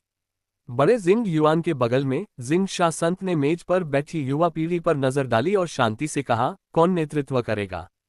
स्टार किलिंग सेंट के बाईं ओर 2 सीटों पर गहरे लाल रंग का लबादा पहने और माथे पर हुक के आकार का लाल निशान लिए 20 साल का एक युवक अचानक व्यंग्यात्मक लहजे में बोला, स्टार किलिंग सेंट, एक छोटा सा मूल ब्रह्मांड उल्लेख के लायक नहीं है। हमारे गुलामों को कार्रवाई करने दो। तथाकथित दास जिंगयुआन ब्रह्मांड के संबद्ध सदस्य हैं। एक शक्तिशाली 3 बार मूल ब्रह्मांड सभ्यता के रूप में जिंगयुआन सभ्यता ने एक बार मूल ब्रह्मांड यूलिंग ब्रह्मांड पर विजय प्राप्त की थी। यद्यपि इसे विजय कहा जाता है, वास्तव में जिंगयुआन सभ्यता की नज़र में ये दास्तां से अलग नहीं है। वास्तव में आज की यूलिंग ब्रह्मांड सभ्यता पूरी तरह से जिंगुआन सभ्यता का पिछवाड़ा बन गई है। मूल सभ्यता बहुत पहले ही गायब हो चुकी है और इसकी जगह जिंगुआन सभ्यता द्वारा जबरन निर्यात की गई संस्कृति ने ले ली है, जो विनाश के बराबर है। इसके अंदर के आध्यात्मिक साधक जिंगयुआन सभ्यता के साधकों की दया पर हैं। जहां तक यूलिंग ब्रह्मांड सभ्यता की बात है तो उसके लिए एक स्वर्गीय सम्राट को जन्म देना और भी असंभव है। यहां तक कि अगर कोई प्रतिभाशाली व्यक्ति भी इसके भीतर प्रकट होता है तो वह केवल जिंगयुआन सभ्यता के साधकों का गुलाम बन सकता है और खतरे के समय मोहरे के रूप में काम कर सकता है। विदेशी ब्रह्मांड की इस यात्रा का उद्देश्य स्वर्ग दफन ताबूत में प्रवेश करना था, इसलिए जिंगयुआन सभ्यता के लोग स्वाभाविक रूप से अपने साथ कुछ ऐसे सेवकों को लेकर आए और वे अब सभी के पीछे सम्मानपूर्वक खड़े थे। अब जब युवक ने ये प्रस्ताव दिया है तो ये स्पष्ट है कि वह जियांग शियाओयाओ के ब्रह्मांड की युवा पीढ़ी को गंभीरता से नहीं लेता है, और यह काफी अपमानजनक है। इस व्यक्ति का मतलब बहुत स्पष्ट था। यानहुआन सभ्यता उसकी जिंगयुआन सभ्यता की युवा पीढ़ी के लायक नहीं थी। केवल सेवक ही कार्य करने के योग्य हैं। बहुत अच्छा। संत शिंशा ने अपनी भौहें उठाई, उनके चेहरे पर तिरस्कार भरी मुस्कान उभरी और वे युवक के प्रस्ताव पर सहमत हो गए। युवक ने पलटकर नौकरों से कहा, इस बार हम सबसे छोटे से शुरू करेंगे। लिंगुआन, तुम मेरे छोटे भाई मिंगे के नौकर हो, इसलिए तुम उसकी ओर से लड़ोगे। तुम्हें खूबसूरती से जीतना होगा, अन्यथा तुम माफी मांगने के लिए आत्महत्या कर लोगे। मुझे नहीं पता कि जिंगुआन सभ्यता के लोगों को ये जानकारी कहाँ से मिली, लेकिन उन्हें पता था कि स्वर्ग दफन ताबूत में प्रवेश करने के बाद उन्हें उनकी उम्र के हिसाब से अलग अलग ताबूत प्रवेश क्षेत्रों में विभाजित किया जाएगा। स्वर्ग दफन ताबूत में प्रवेश करने के बाद अपनी सुरक्षा सुनिश्चित करने के लिए प्रत्येक आयु वर्ग के लोग उसी उम्र का एक नौकर लेकर आए।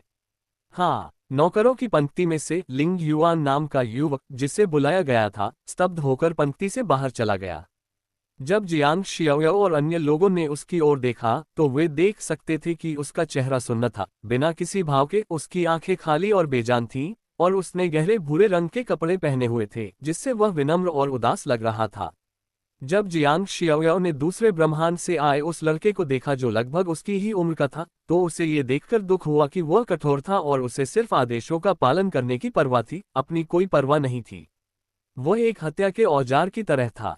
यह अपनी ही सभ्यता के विनाश का परिणाम है। यदि वे बच भी जाएं तो वे कैद में रखे गए पशुओं के समान होते हैं, जिनका जीवन, मृत्यु और स्वतंत्रता उनके अपने हाथ में नहीं होती। हो सकता है कि आपका मालिक अच्छे मूड में हो और आज आपको कुछ अधिक खाना खिला दे, लेकिन जब बात आपकी हत्या की आती है तो बातचीत की कोई गुंजाइश नहीं बचती। यदि आप कमजोर हैं तो जरूरी नहीं कि आप हार जाएं, इसका मतलब सिर्फ इतना है कि दूसरे अभी आपको हराना नहीं चाहते हैं। लिंग युआन नाम का युवक उदासीनता से एक खुली जगह पर चला गया और जियांग शियाओयाओ की तरफ के लोगों को खाली आंखों से देखने लगा। मैं अपने लिंगयुआन गुरु के साथ लड़ूंगा। कौन कार्यभार संभालेगा? जब जियांग वुडी ने देखा कि जिंगयुआन सभ्यता ने केवल एक गुलाम को बाहर भेजा है तो वह तुरंत क्रोधित हो गया। जिंगयुआन सभ्यता वास्तव में घमंडी थी और अपनी युवा पीढ़ी को गंभीरता से नहीं लेती थी, लेकिन हालांकि वह क्रोधित था, उसने उस समय इसे बाहर नहीं निकाला। इसके बजाय उसने खुद को संयमित करना चुना, क्योंकि वह जानता था कि जिंगयुआन सभ्यता मूल ब्रह्मांडीय सभ्यता से 3 गुना अधिक थी और उनमें अहंकारी होने का आत्मविश्वास था। अगर वह नहीं चाहता था कि दूसरे अहंकारी हों तो उसे उनके चेहरे पर थप्पड़ मारने के लिए अपनी असली क्षमता का उपयोग करना होगा। आपको अपना सम्मान स्वयं अर्जित करना होगा। कोई भी आपके साथ शिष्टाचार से पेश आने के लिए पैदा नहीं हुआ है। केवल मजबूत बनकर ही आप सम्मान जीत सकते हैं और तिरस्कृत होने से बच सकते हैं। मैं इसे करूंगा। ये देखकर कि जिंगयुआन सभ्यता ने केवल एक नौकर को भेजा था, इस तरह की अवमानना और अहंकार के साथ पवित्र स्थानों और प्राचीन परिवारों के कई लोग क्रोधित हो गए, अपनी मुट्ठी बांध ली और ऐसा लग रहा था कि वे खुद को साबित करने के लिए दूसरे पक्ष को मारना चाहते थे। इस समय तीसरे प्राचीन परिवार किन परिवार से उसी उम्र का एक युवक आगे बढ़ा। मैं किन मिंग आपसे मिलने आया हूँ। किन मिंग विदेशी ब्रह्मांड आत्मा के विपरीत दिशा में चला गया और ठंडी आवाज में कहा। हालांकि जैसे ही उसने बोलना समाप्त किया, आध्यात्मिक ऊर्जा उसकी ओर झपटी। लिंग युआन ने अपने हाथ में एक खंजर पकड़ लिया जो ठंड से चमक रहा था, और उसने किन मिंग के महत्वपूर्ण अंगों पर वार किया।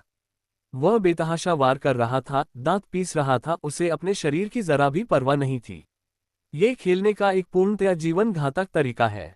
ये देखकर यद्यपि किन मिंग ने समय पर जवाब दिया, लेकिन प्रतिद्वंद्वी के लगातार हमलों से उसे पीछे हटने के लिए मजबूर होना पड़ा। किन मिंग ने भयंकर रूप से दहाड़ लगाए और उसे अपनी जादुई शक्तियों का उपयोग करने के लिए मजबूर होना पड़ा।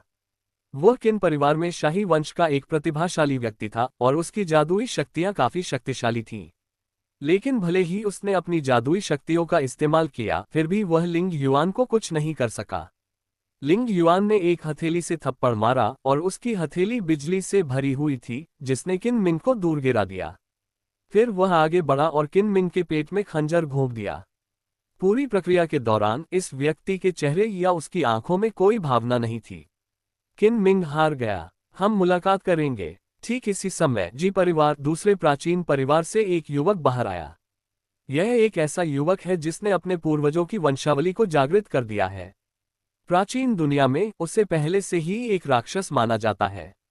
जियांग तियानमिन के बाद दूसरे स्थान पर। हालांकि एक लड़ाई के बाद जी परिवार का युवक हार गया। लिंग युआन के खंजर से उसका बायां हाथ छलनी हो गया और बहुत खून बहने लगा। जी लिंग जी परिवार का एक प्रतिभाशाली व्यक्ति है, जिसका वंश भी इसी वंश से आता है, फिर भी उसे इतनी बुरी तरह से पराजित किया गया। इस लड़के के बारे में कुछ गड़बड़ जरूर है। मुझे डर है कि उसके पास एक से अधिक पुश्तैनी प्रतिभाएं हैं, शायद 2। इस ब्रह्मांड में सभी की आंखें थोड़ी सिकुड़ गईं और उनकी आंखों में भय का भाव दिखाई देने लगा। मैंने कभी नहीं सोचा था कि दूसरे पक्ष ने केवल एक नौकर को भेजा था, लेकिन वह दोहरी पूर्वज स्तर की प्रतिभा वाला व्यक्ति था। लेकिन जब मैं इसके बारे में ध्यान से सोचता हूं तो मुझे समझ आता है कि क्या हो रहा है। ऐसा नहीं है कि दूसरों में बहुत से प्रतिभाशाली लोग हैं, ये सिर्फ उत्तरजीवी पूर्वाग्रह है।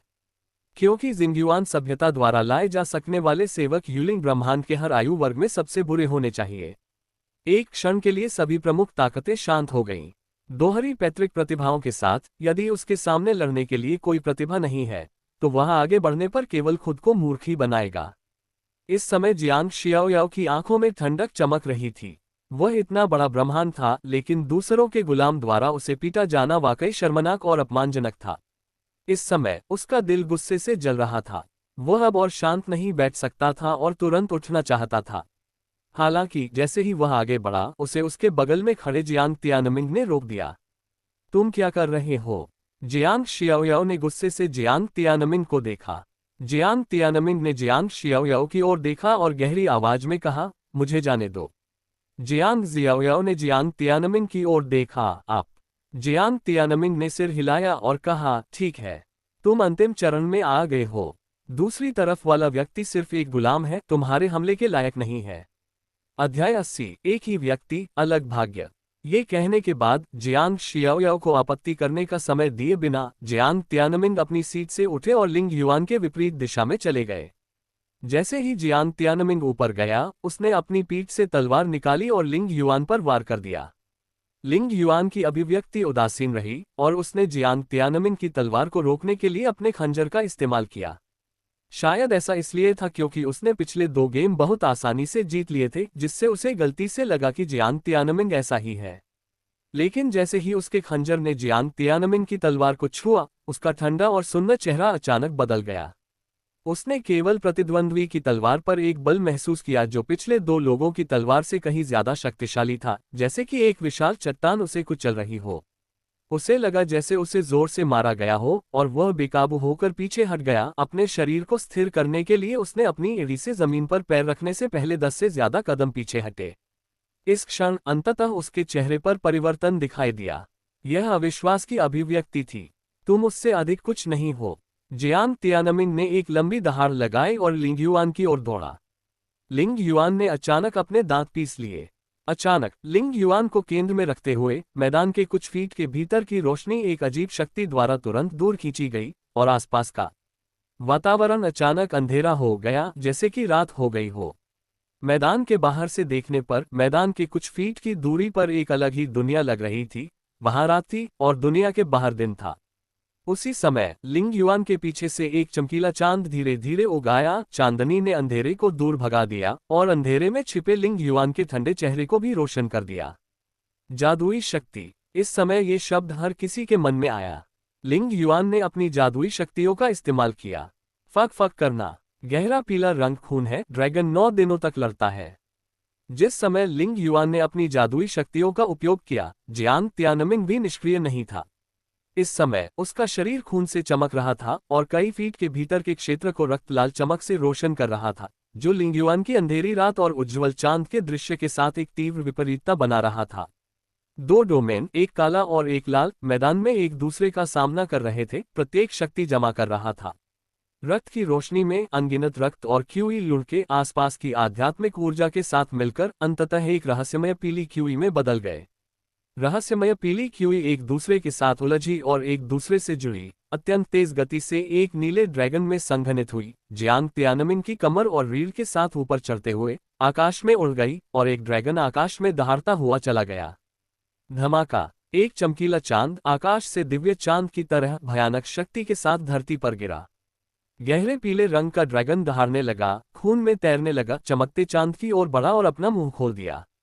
गर्जन। अंतिम परिणाम ये हुआ कि जुवानहुआन कैंगलोग ने चमकीले चंद्रमा को टुकड़ों में काट दिया और आध्यात्मिक ऊर्जा द्वारा निर्मित जादुई दृष्टि ध्वस्त हो गई। चमकीले चंद्रमा को टुकड़ों में काटने के बाद जुवानहुआन कैंगलोग धीरे धीरे विघटित हो गया और रक्त की रोशनी जियांग तियानमिन के शरीर में वापस सिकुड़ गई। लिंग युआन के मुंह के कोनों से धीरे धीरे खून बह रहा था। इस समय वह अपने खून बहते हुए दांतों को काट रहा था, जैसे कोई जंगली कुत्ता जिसके फर को जबरदस्ती सहलाया गया हो। जिंगयुआन सभ्यता के प्रतिभाशाली व्यक्ति के गुलाम के रूप में वह लंबे समय से दबा हुआ था और उसका दिमाग विकृत था। इस समय वह उसी मूल ब्रह्मांड से एक प्रतिभाशाली व्यक्ति से हार गया, जिससे उसे लगा कि यह एक उकसावा और अपमान था। वह एक विनम्र और ईमानदार व्यक्ति की तरह था जिसे लंबे समय से दबाया गया था और एक दिन अचानक उकसाया गया और तीव्र घृणा में फट गया। ये घृणा किसी एक के प्रति नहीं है, यह उसके हृदय की विकृति से आता है, उसके हृदय के अंधकार से।